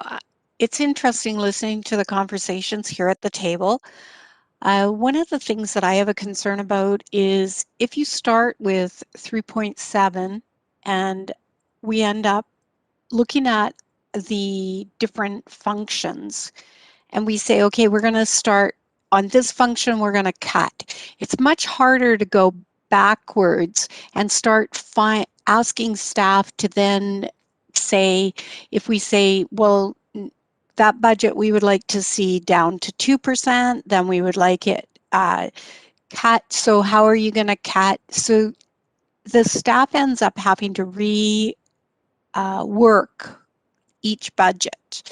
And I think it's all, I really appreciated the process we went through on this last budget for 2021, where we set the bar at 0, and then anything above that had to come as a business plan, because to me, it's easier to say yes or no to a business plan than it is to already have the numbers in front of you and try to ask staff to then work backwards. And I think that puts a lot of impact on the staff of putting something together and then us asking them to rip it apart and find where they can fine tune.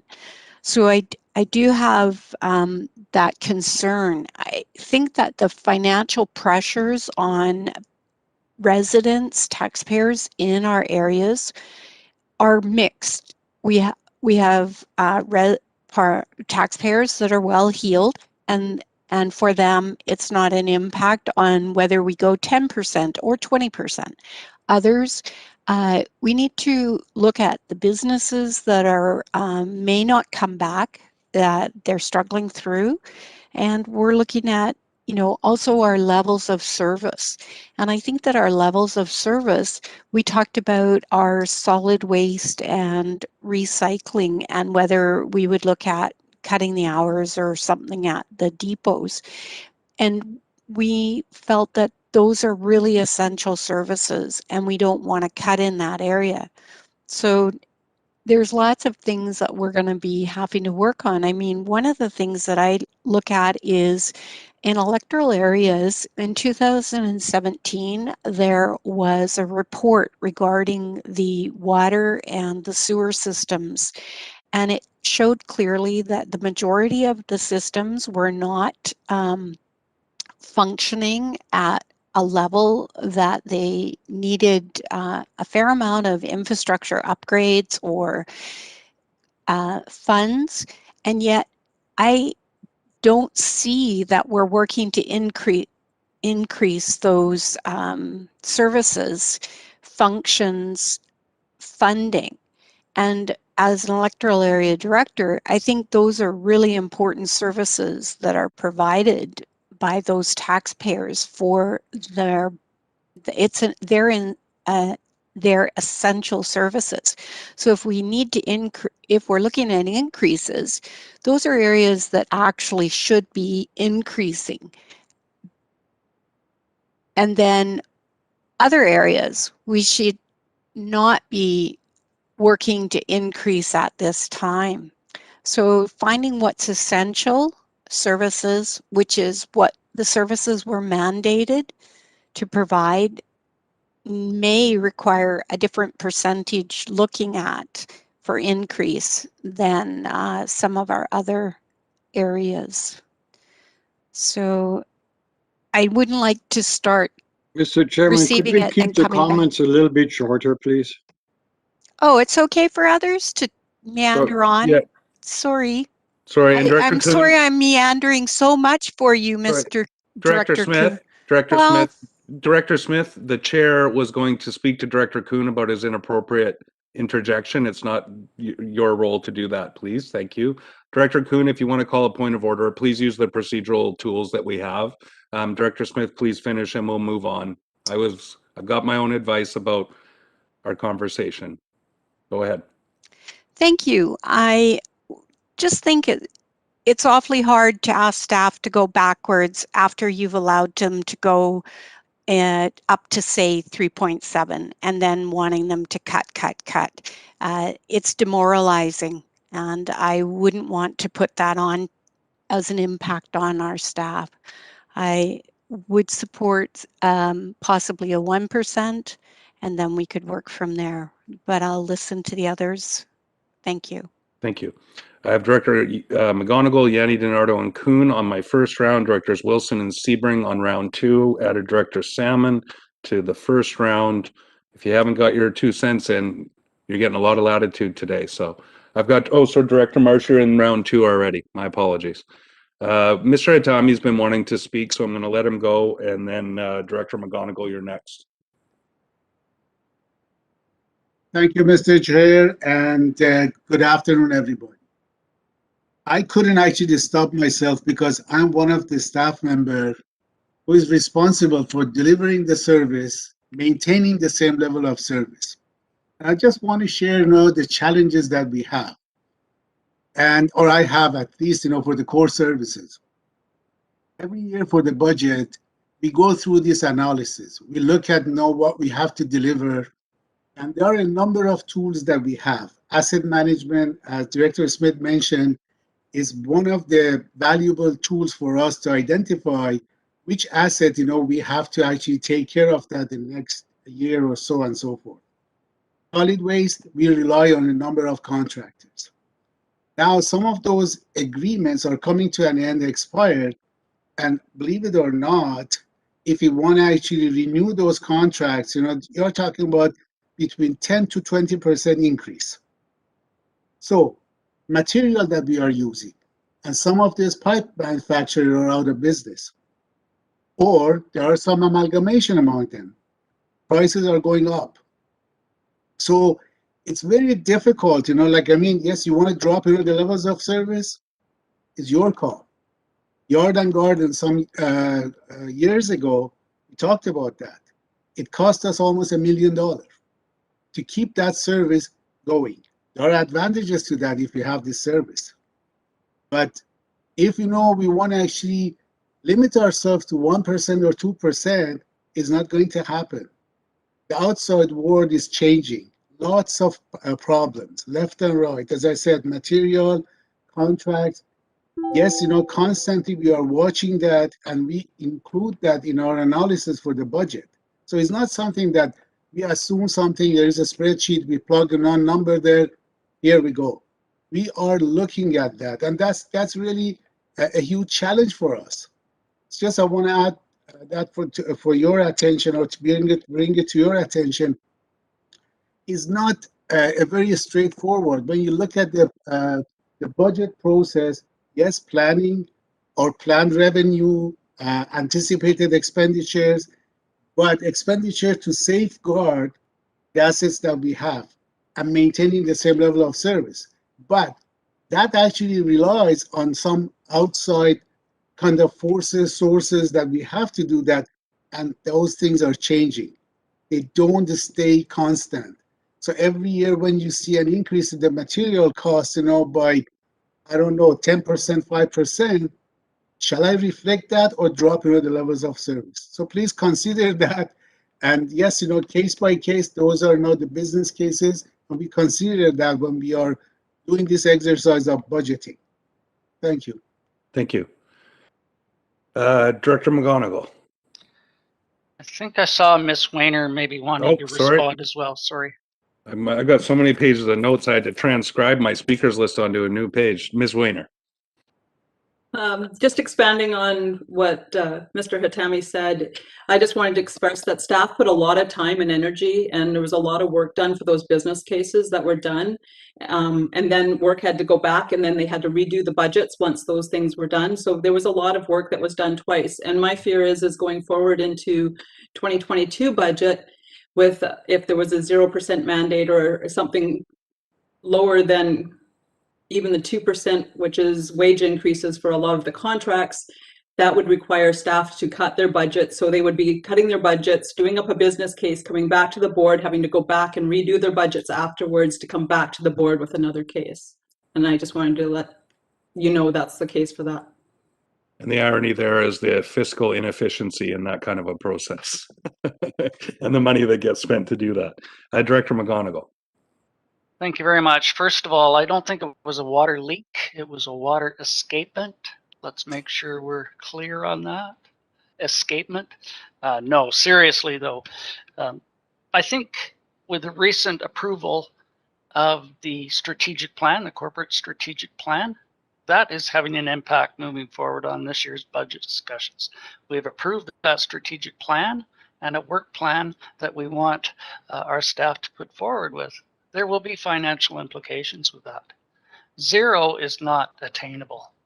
When we look at CPI, for instance, which was the first discussion we used moving forward in budget discussions, there was a request for a different index. And that different index, whether it be municipal index or residential construction index, is apportioned to what is the increase within delivering that service. We have two options. We either increase taxation or we reduce services. Those are the options we have. I would not be comfortable with 0% or 3.7 as a starting point, but we have to pick a point and then move from there. I do like the idea of a function by function increase, and moving through there. I think that is appropriate. I know we've done many different avenues of budget discussions, and given where we are today and the discussion, I can hardly wait till we get into budget discussions. Thank you. Director Yanni DiNardo's next. Director Morrison, I saw you were on round 2 list. Anyone else that needs to be on first or second round? Director Coons at the bottom of round 2. No, just kidding. You're on round 2. Director Staples is on round 1. And so next is Director Yanni DiNardo. Thank you, Mr. Chair. I'd like to move our professional staff's recommendation, and if I get a seconder, I will speak to it. That's been seconded by Director Marsh. And go ahead. Thank you so much. It's not that I've heard this all before, but I really do respect Mr. Hatami's report in this, and I've seen it over and over again, how much we put staff through trying to sort of be the hero of, I'm going to get down to zero. It doesn't really work. Hey, I kind of made a rhyme too. I could be anyway, so it doesn't work. And every different way that we've done it and everything that we've gone around and around, we come out to the same thing all the time. It's very exhausting and frustrating, and it is not efficient at all. It's not efficient. It's a waste of staff time, which is actually, their time is costing taxpayers. So, you know, the round and round that we do, we have a 3.7 now that has been given to us. We'll start there. It gives staff direction. We have to be clear on that. And I think this is the way to go. And we can we can talk about the rest later, but I've heard it. I can't say all before, but it's not my first rodeo. But I just think that we need to start with the 3.7 with the staff's recommendation. Thank you. Thank you. I have Directors Kuhn, then Salmon, then Staples. Can't read my own writing. Director Kuhn. I do agree with Director Smith's statement, even though I didn't agree with the length of her statement, but the essence was good. I can't agree with 3.7. The reason I would like to go back to 0 is very simple. If we go back to 0, then staff will have to justify to us why they want to have an increase. If we go to, let's say, 3.7 and we want some item reduced, then we will have to justify as the board to staff why we want to have it reduced. And I think it's the wrong way around. The way money works is he who wants to spend the money has to justify it. That's the way it works. It's not the other way around. And for that reason, I would like to have it as low as possible. And here's another issue I'd like to bring up. I don't think we've ever really cut back on anything.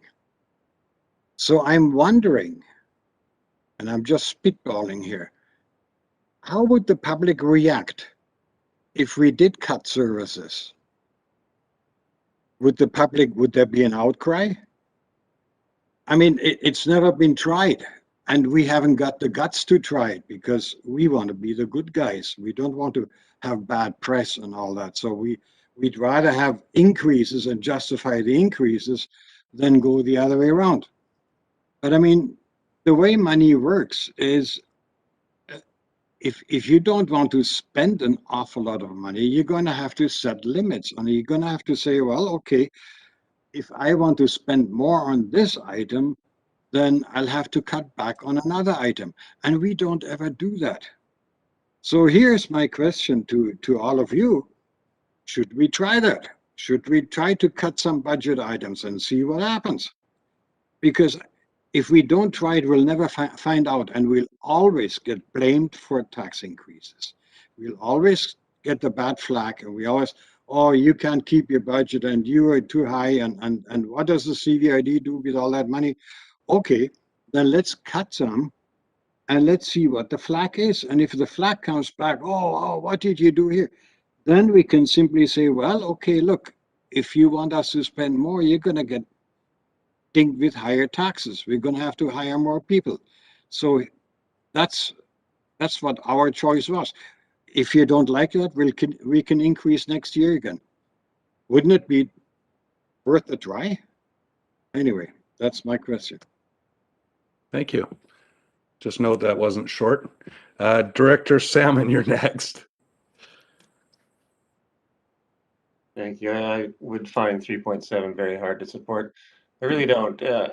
Having heard it, I don't think we did that badly last year with the zero, and I would put business cases for the inevitable where you can't do zero.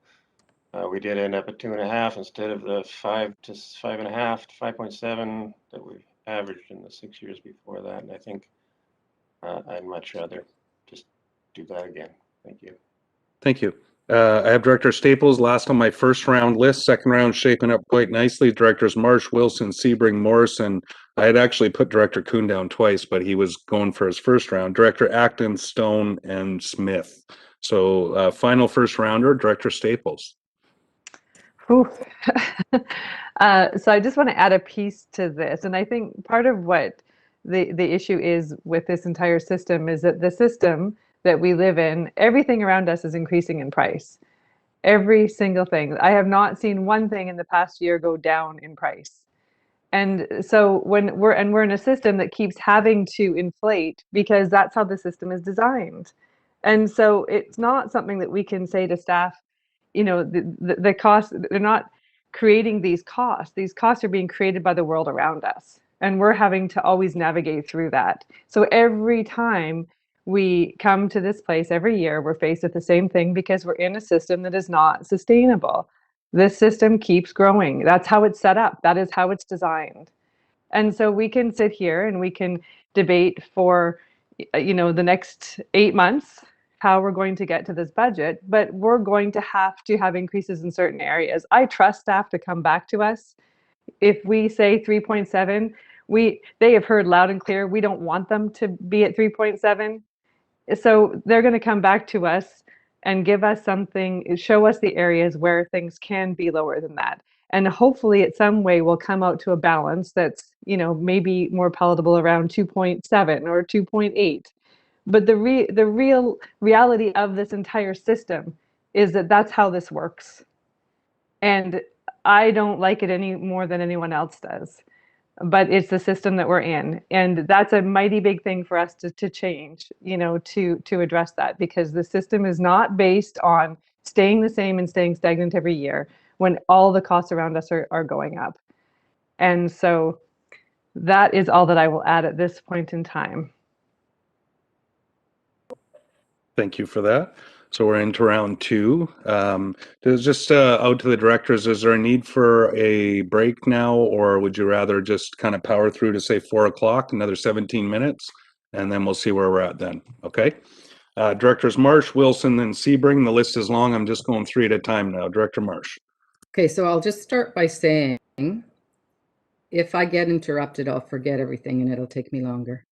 So someone said money doesn't work. I agree. The capitalist system doesn't work. The average price of a home has gone up $200,000 in this area in a pandemic. There are young people who can't afford an apartment. They have to spend $800 on a room, and then they have to buy their food. So it doesn't work, yet we have created it. We being the royal long-term we. And we now are responsible for 6 volunteer fire departments, 7 community halls, 3 rec centers that have ice rinks, 16 sewer systems, 216 kilometers of underground infrastructure, 202 community parks with a total area of 1,186 hectares, 19 drinking water systems. To put it in perspective, North Cowichan has 3 drinking water systems. And almost 34 tons of landfill materials are collected. 48 tons of recycling is diverted from the waste stream, and 12,500 tons of compost are diverted from the waste stream. We have 8 regional parks with 160 kilometers of managed trail systems. And we have 42 full-time employees. I heard not just one, but several of our staff members say, please, they didn't really beg, but basically I heard them say, please don't say 0, so that we go through all that and then we have to go through it all again. When they come forward with whatever percentage we say, we know it's not going to be 3.7 on every function. And the public could easily find that out by going on our website and going under finance and going under budget 2021. They'll see what all the functions are. We also have a number, and I don't remember because it was a pretty wild ride this last budget season, but we have a number of functions that are supposed to have a minimum reserve, and they don't even have the minimum reserve, let alone the medium or the maximum. We have no way of knowing what's coming down the road. And though I think it's just sort of an indication of how capitalism doesn't work, at least we have people who own homes if they're 55 years or older, or they have children 18 years or younger, and they have 25% equity in their homes, they can divert their taxes. Now, I heard about a home in Cowichan Bay, Lori probably knows more about it, sorry, Director Yanni Dornito, that was listed for $699, and ultimately it sold for $1.8 million. So we are in a system that is going to crash. And I am not, as I think Director Nicholson it was that said, I am not prepared to put on my children or their children who can't even afford to rent something without having roommates, the maintenance of all this infrastructure that we've given. So it only makes sense to say, take this number. I agree with Lori, with Director Yanni Dornito. Take this number. You've heard we'd love it to be 0, but no one in their right mind would expect that you could do a 0. And I'll just end by saying the 3 terms before I ran, maybe the term before I ran, 3 years or 2 years, I'm sure Director Sebring could correct me, North Cowichan did really low tax increases, so low that in 2011 they had to go to 12.75%. I believe that cost Tom Walker his mayorship because that's a pretty big chunk of money to come. So if you don't keep up, just like your own home, just like me, who, like a dummy, didn't feel like having my railing done, now I'm going to have to pay 3 times as much. So I feel what's demoralizing to staff is to say, go and come back at 0 when we already have a built-in 2%. It's demoralizing, and I think it's bordering on, well, I won't even say the word, but, again, I'll say, when I get a 3.7 ounce, well, I'm not even going to say that. Again, I'll say, whatever they come in at, we have full rights to chop it back as far as we want. And we'll then have the piece that people are asking for, which is the business plans and the case. We'll know why they're saying that.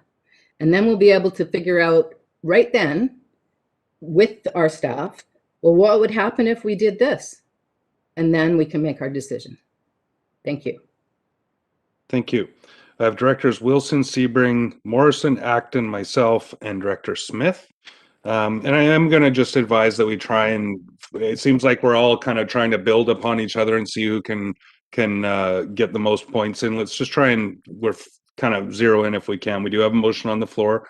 Director Wilson, you're next. Yeah, thank you, Mr. Chair. I think I've finally woken up after hearing all the contradictions that have been going on in some of the previous speeches there. One of the things that we talked about is cutting services. we have too many services, and this is why I'm asking again to look at the service review that we need to do, because I know I'm repeating myself, but I'm going to repeat myself because it's important. It's not a question of cutting service. It's a question of looking at the services we have and finding out if they are necessary and if they are being managed properly. If they're not, let's get rid of them. There's one way of cutting it down, right? Core and essential services. Mr. Hatami is absolutely right. There's all sorts of contracts coming up again. And targets are targets, right? I've said 0%. I know we're not going to get 0%, but if we come in at 1 or 2, great. At least you go somewhere with that. Mr. Hatami's his things about the contracts which are coming up. There is nothing we can do about that. But Mr. Hatami is in charge of core and services which are absolutely necessary. We can't do without them. Therefore, I would expect him to come forward with rises that would probably be in the region of 3 to 4%. That I can accept. There's other core services which are not core and which to my mind are not necessary, which we could cut or eliminate altogether. Service review. Thank you. And There are, and I'm going to say one more thing, and then we're going to go. I've heard again and again, defer taxes, defer taxes.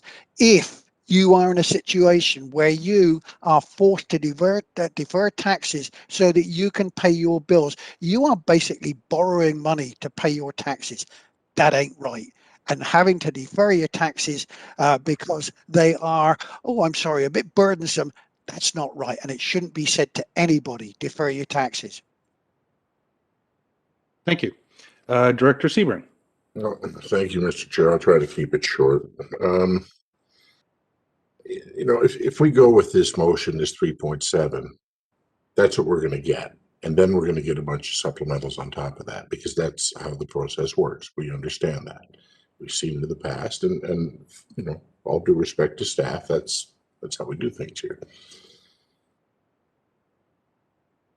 One other director earlier said, you know, is there some way to make the process more efficient? I hesitate to say this, but the most efficient way to set the process would be for us to say to staff at the outset, okay, you have a 3.7% or a 2% or a 0%, whatever it is. No supplementals, no nothing. You come back with a budget at that amount, and that's what we approve.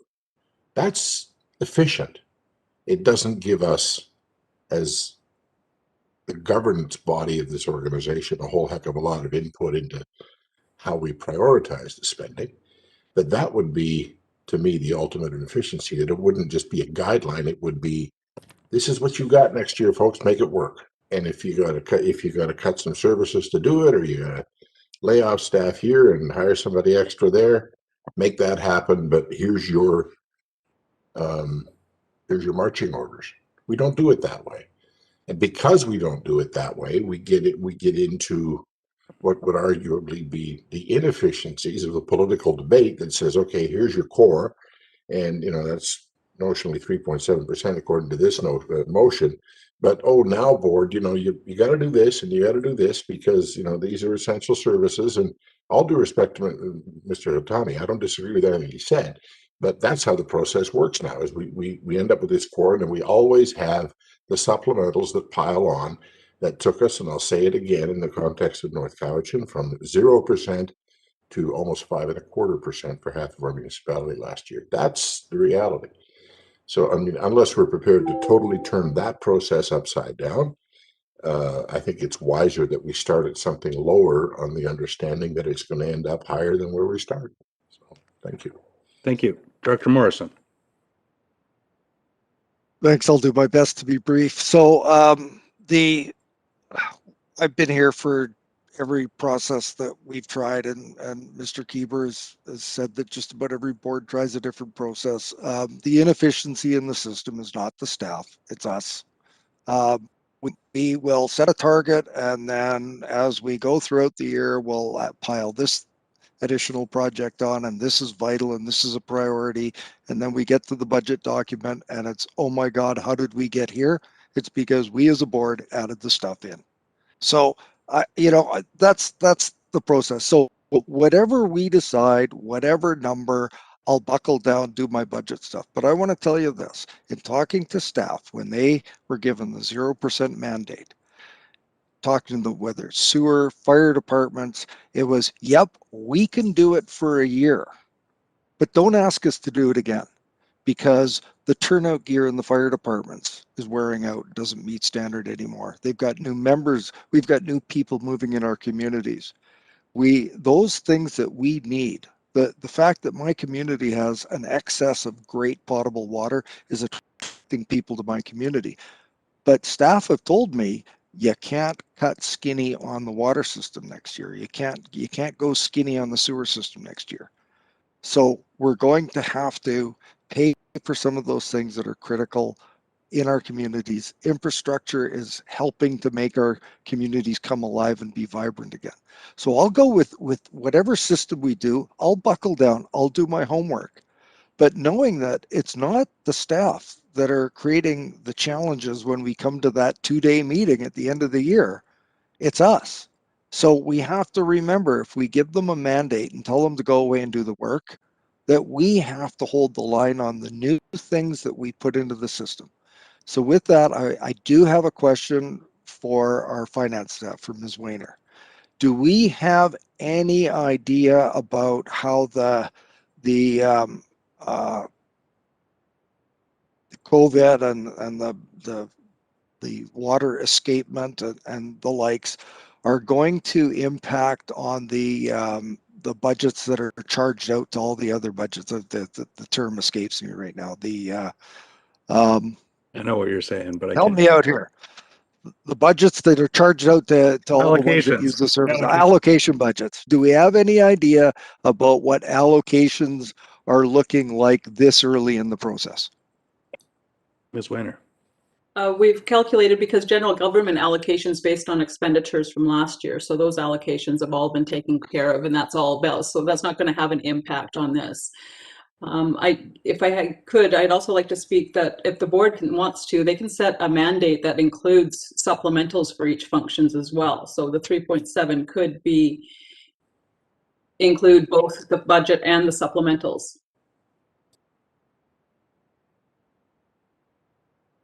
Okay, thank you. I feel like there was part of that. Was that satisfactory, Director Morrison? I'll go to Mr. Keever. Mr. Keever?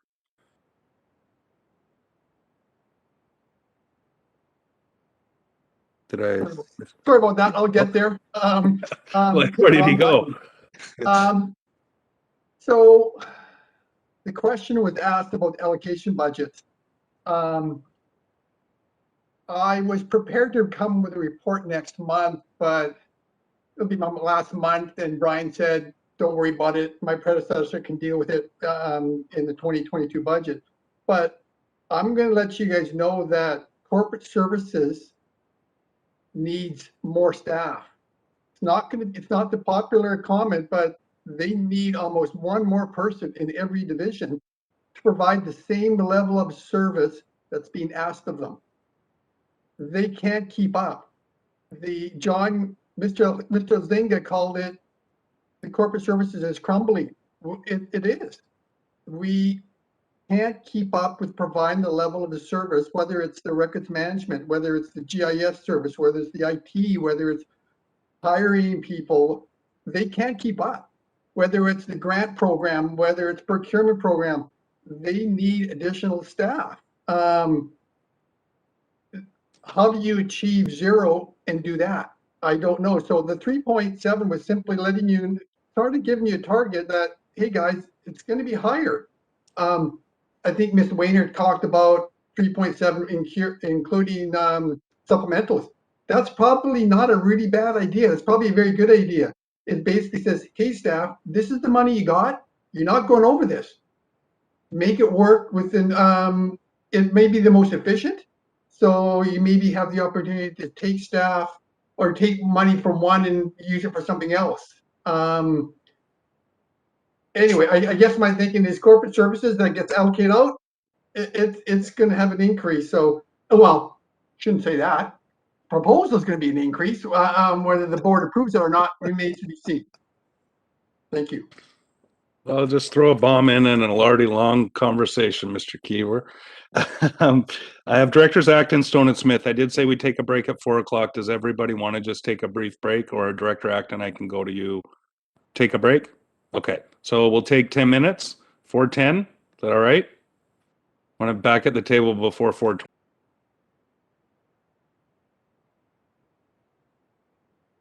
Director Staples' camera's fighting with her.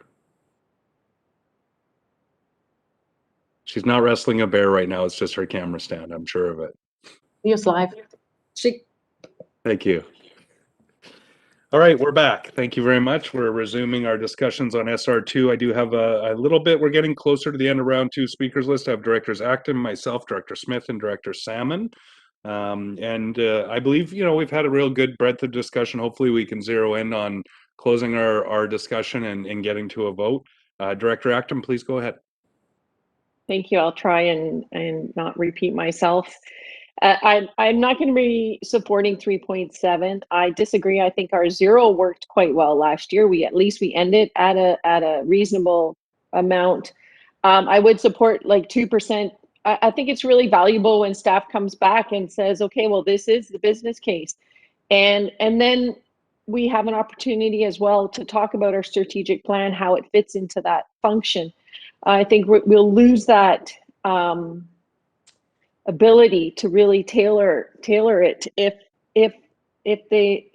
staff is not coming back to us, unless it's 3.7 or more. So I would really like it to be less. If I was a manager of a warehouse, for example, and I wanted more money to run the floor, I would have to present a business case. Like it's not unreasonable.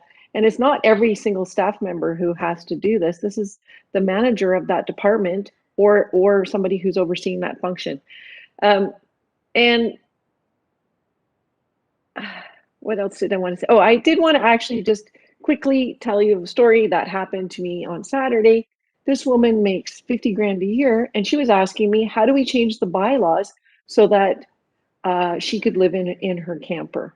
So I think we have a lot of issues to deal with in our communities, and it's all relative, and it does affect people, particularly in the South End where the expenses are really high, and it's tough. So I just want to be cognizant of that as well. And I think lots of people have mentioned that, but I would be more in favor of the 2% and then go from there. If we start at 4, we're going to end at 10.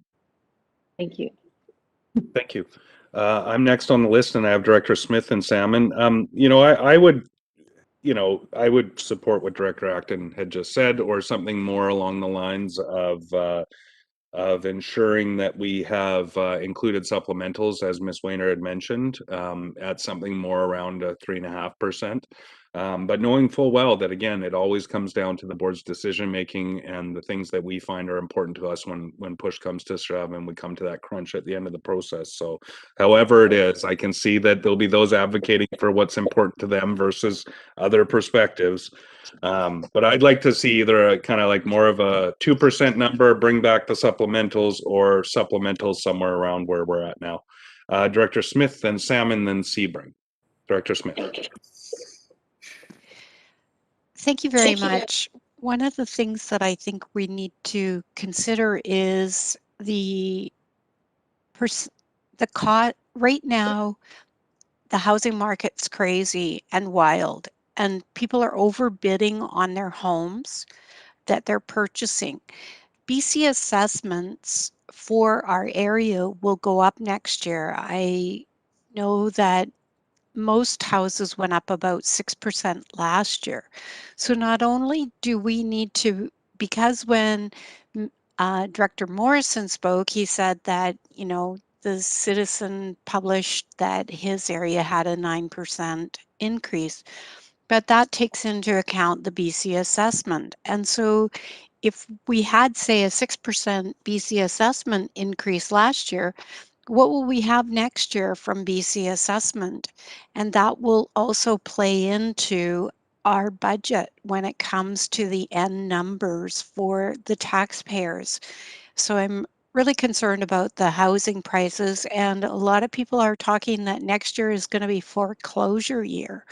So we need to be a little bit cautious as we move along. And I agree with Director Acton. I think that we need to start with a number that just is more palatable.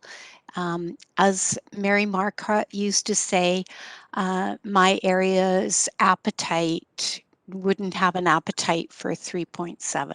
So I think I agree with Mary's type of appetite. Thank you. Thank you for speaking on the taxpayers on behalf of Area H. Director Salmon and then Sebring. Yeah, thank you. So just thinking about all of this and trying to find a way forward here, middle ground. I think if I could get a second, I'd like to propose an amendment that would be 3.0, but including what Ms. Weiner and Mr. Kieber said, but including supplementals. So 3.0 including supplementals, I think might get us close to the middle ground. Second. Was that seconded by Director Sebring? Point of order, Mr. Chair. We do have a motion on the floor. Sorry. Yeah, thank you. Sorry, and so both of you, I was just going to go to our parliamentarian. Usually an amendment would be including supplementals. If the amount is changed to 3.0 from 3.7, including supplementals, is that amendment in order? I believe it is, but Ms. Legault can explain whether or not it would be. Sorry, the amendment was to decrease from 3.7 to 3, including supplementals. Yes. I believe it's in order. Okay, thank you. I just wanted to be clear because it's sometimes, about the spirit and intent of the motion. It's lowering the number and including supplementals. So the motion on the floor, the amendment to the motion that's on the floor is 3.0% including supplementals. Director Salmon, did you want to speak to that? And then I'll go to Director Sebring. Go ahead. Go ahead, Director Sebring. Thank you. I was actually going to propose an amendment that just said that total requisition increase target, inclusive of all supplemental requests, be at 3.7% for the 2022 budget. Take out the word core. I see where somebody beat me to it and reduced the amount to 3. I'm not sure that I'm comfortable with the 3, but I'd be prepared to test the House if there's a majority support for this. I could go for it. I don't think the 3.7 is unreasonable if it is indeed inclusive of all supplementals.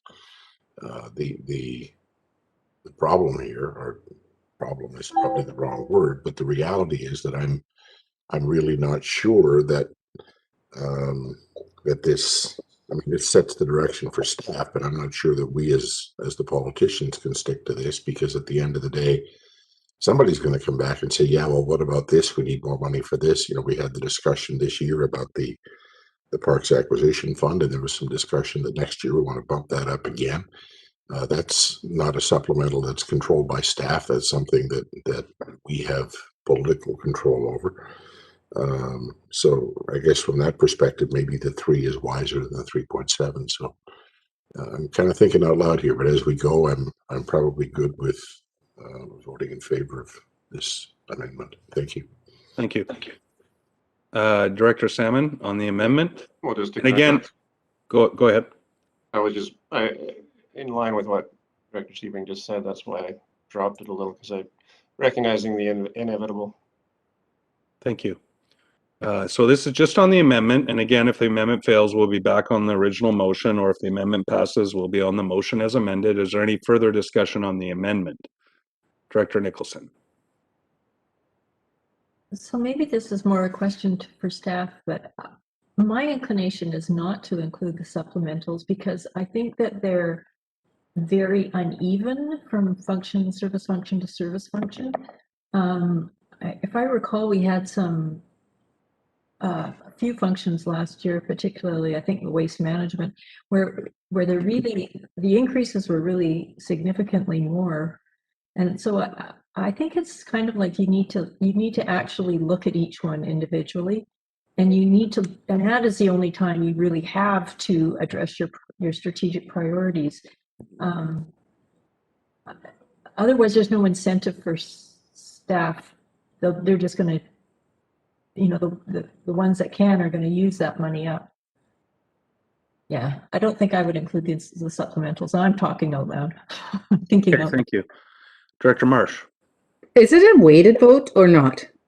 This is a committee meeting, so it's, oh no, this is board and it is a financial vote. So I did look for staff direction. Yeah, it is a weighted vote. If it's that close, hopefully we don't get there. Again, just as it was just said, this is going to be a weighted vote. And whatever we do today, we'll likely have conversations that'll morph that over time. But direction is important.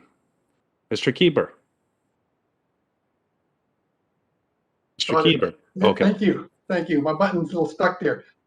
So if this helps, I've been in discussion with Ms. Wayner on the sideline here, and from our perspective, including supplementals with a target would be helpful.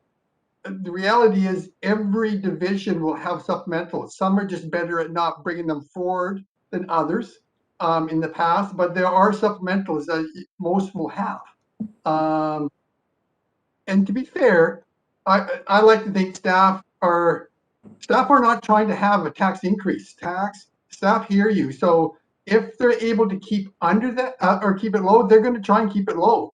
So from my perspective, it's encouraged for you to include supplementals at this point. Thank you. Thank you. Can we hear the motion? Because it's gotten very confused. So this the motion. Well, Ms. Legault, you can read it. It's 3.0% including supplementals is the direction that's on the floor. But you can read out the full motion if you're able, and then I'll call the question. No, you're okay with that?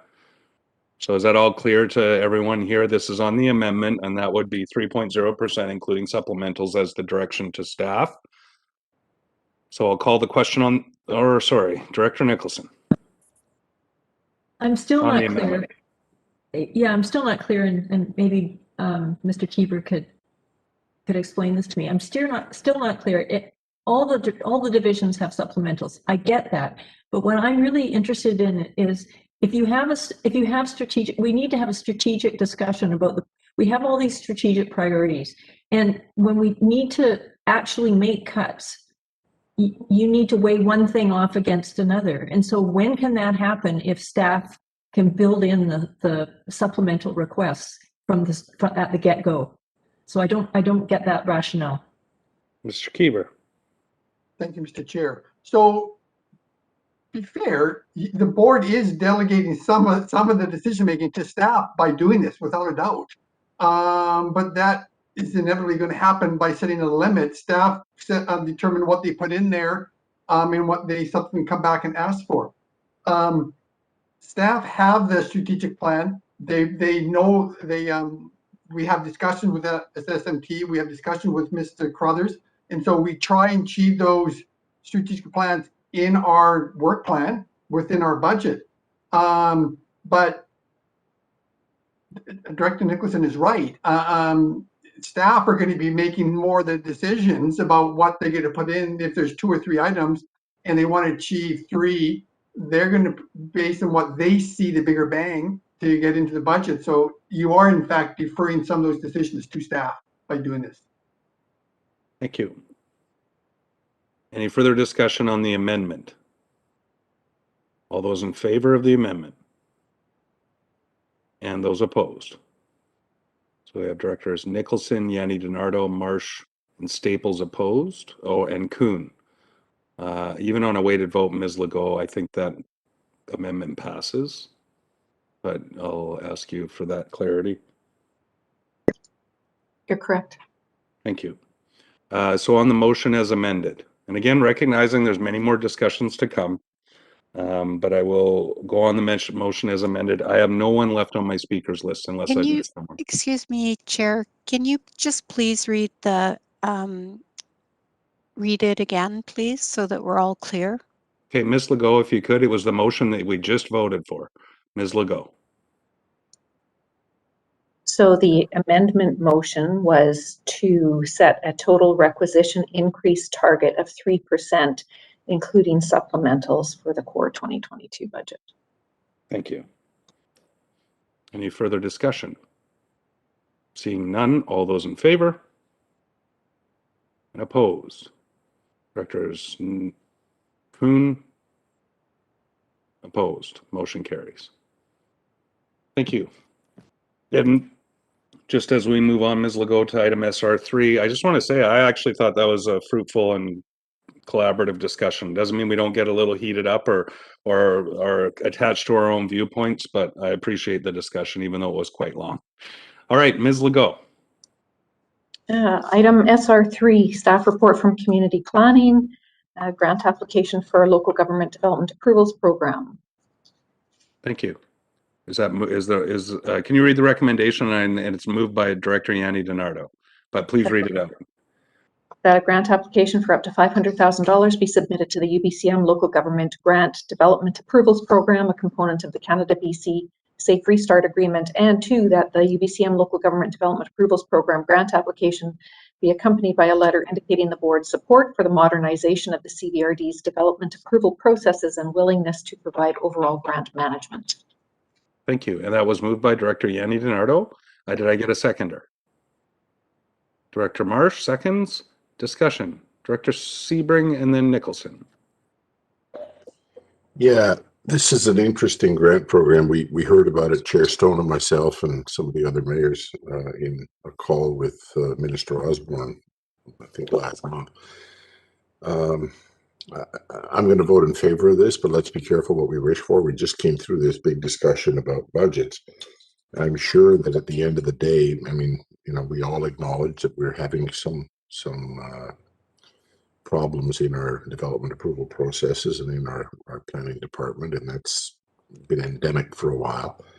At the end of the day, I think we all need to be very aware that there may be some stuff coming out of this process that says you need to hire more people in that department, and it's going to cost you more money. So as long as we're going into this with eyes wide open on that front, let's just be aware of that. Thank you. Thank you. Director Nicholson. I think that this program largely came out of that development approvals process review that the Ministry of Municipal Affairs did a couple of years ago.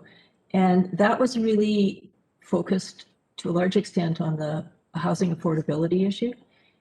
And I think this is great that we can take advantage of this because we are already trying to invest and improve, update, modernize our development services. But I also was thinking about our conversation with the other day that we had with Cowichan Tribes, the wonderful afternoon that Director Toporowski organized through North Cowichan. And I really think the one thing that's missing in this whole exercise is starting to think about how we can start to integrate our First Nations more closely with our land use work, because that's really where the rubber hits the road for them, based on what I heard the other day. So I just think that that's something we need to start thinking about, and not necessarily want to stall this particular grant proposal. But it's kind of I thought it was a little bit. I went back and I read the report, and it really was absent on the whole First Nations front. So I thought that was something that we really need to start thinking about. Thanks. Thank you. I don't have anyone else on the list for this. Has it been moved and seconded? It has. Any further discussion? Seeing none, all those in favor? Any opposed? None opposed, motion carries. Sorry, Ms. Legault, I'm having some Prime Gov, but I believe we are to bylaws. Some Prime Gov issues on my end. I apologize. Just blank pages. Oh, thank you, Mr. Chair. We're on to electoral area bylaws. And item BEA1 is CVRD bylaw 4281, electoral area E, Cowichan Station, Sutherland, Glenora zoning amendment bylaw, C5 zone for 4450 Trans-Canada Highway 2019 for adoption. Moved by Director Nicholson, Seconded by Director Yanni DiNardo. Any discussion? Seeing none. All those in favor? And opposed? Unopposed, motion carries. Ms. Legault. Item BEA2 is CBRD bylaw 4366, electoral area D, Cowichan Bay Upland zoning amendment bylaw for 4715 Trans-Canada Highway 2021 for adoption. Moved by Director Yanni DiNardo, seconded by Director Salmon. All those in favor? And opposed? None opposed, motion carries. Ms. Legault. BEA3, CBRD bylaw 4382, South Cowichan zoning amendment bylaw 2021 for first and second readings. Moved by Director Salmon, seconded by Director Morrison. Any discussion? Seeing none. All those in favor? And opposed? None opposed, motion carries. Ms. Legault. That is the end of the business agenda, so it would take us to question period. Thank you. So we'll just take a 10-minute recess, and that's our policy at this board. So we will take a 10-minute recess, and then we'll come back for question period. Thank you all very much.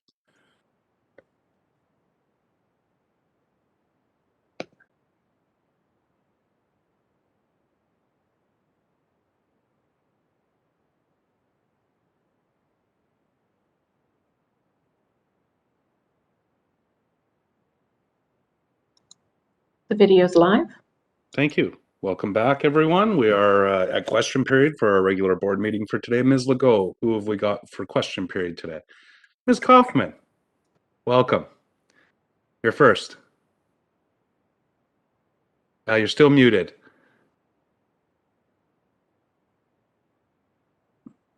Hello, Chair Stone.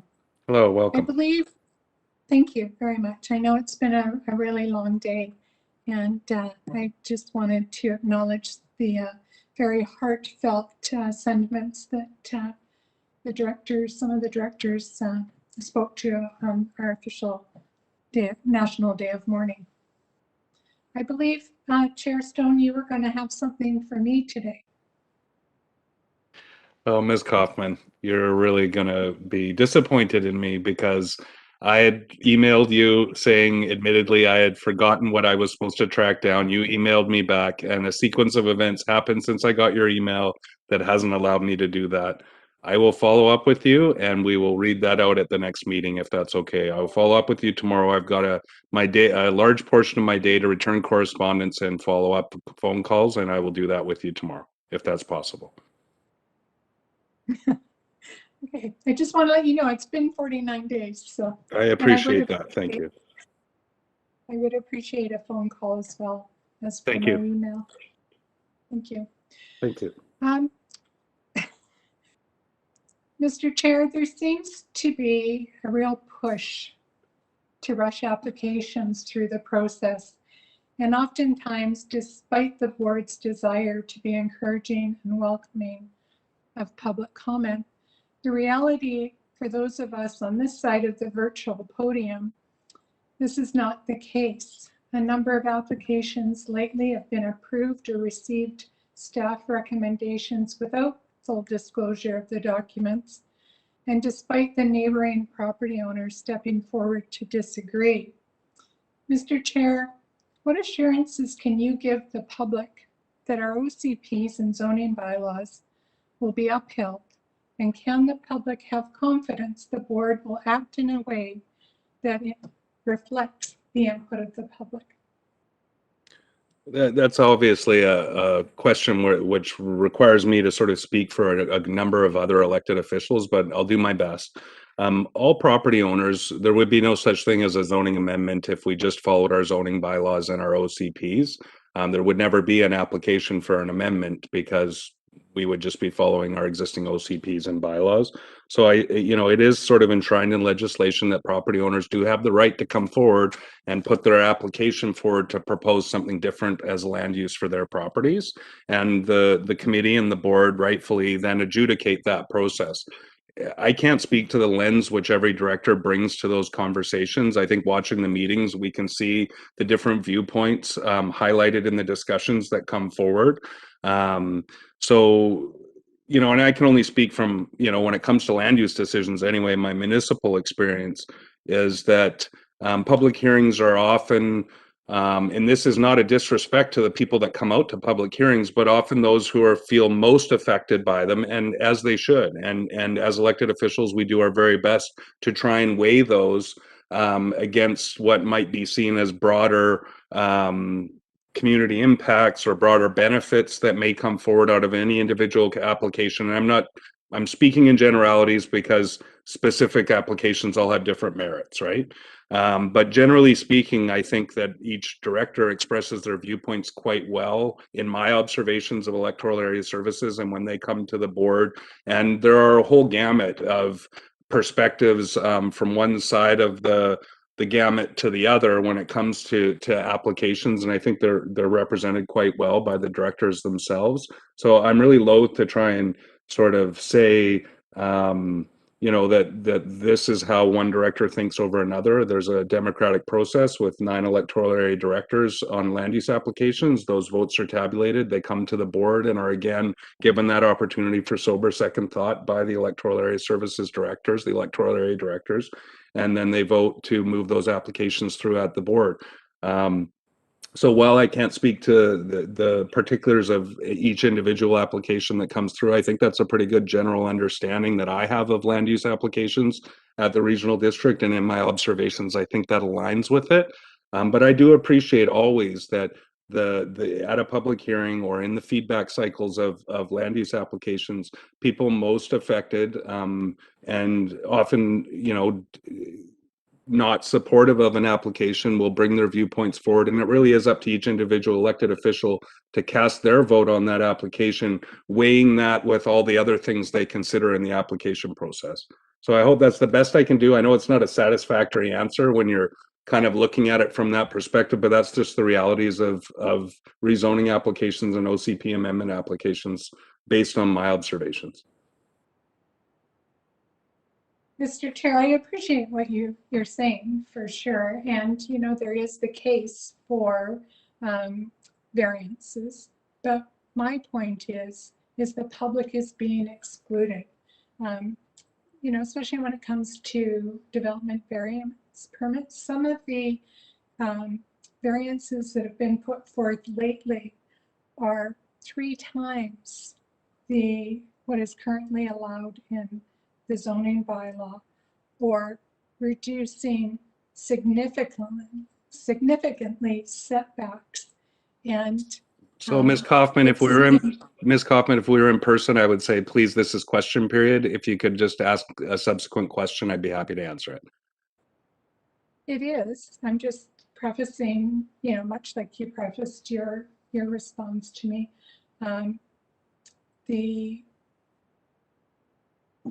Is the public being given enough of a voice when it comes to these applications? I think it's laid out in legislation and bylaw what the process looks like. Again, without intimate knowledge of a specific application, there's variances and differences with variances in process depending on what kind of application. But in my observation of the meetings, it seems that all the feedback is collected and presented. And then each individual director votes on the merits of that feedback versus staff reports versus the proponent's desires, and they make those decisions. So those are all laid out in provincial legislation and by bylaw at the CVRD. And then the directors vote based on it. And that would be a question that really every individual director would have to sort of put their thing on. I've found in my 7 years now in local government that trying to find a vanilla or sort of an analog interpretation from every elected official on how a variance should be treated, whether 3 meters is a big deal or whether 30 centimeters is a big deal. It's up to each individual's interpretation and their individual weighing of the facts. So I can't speak to each director's perspective on things like variances or rezonings, but again, the process is laid out in legislation and bylaw. And my observation has been that all of the electoral area directors, their chair, all of the staff follow that legislation and the bylaws to the letter.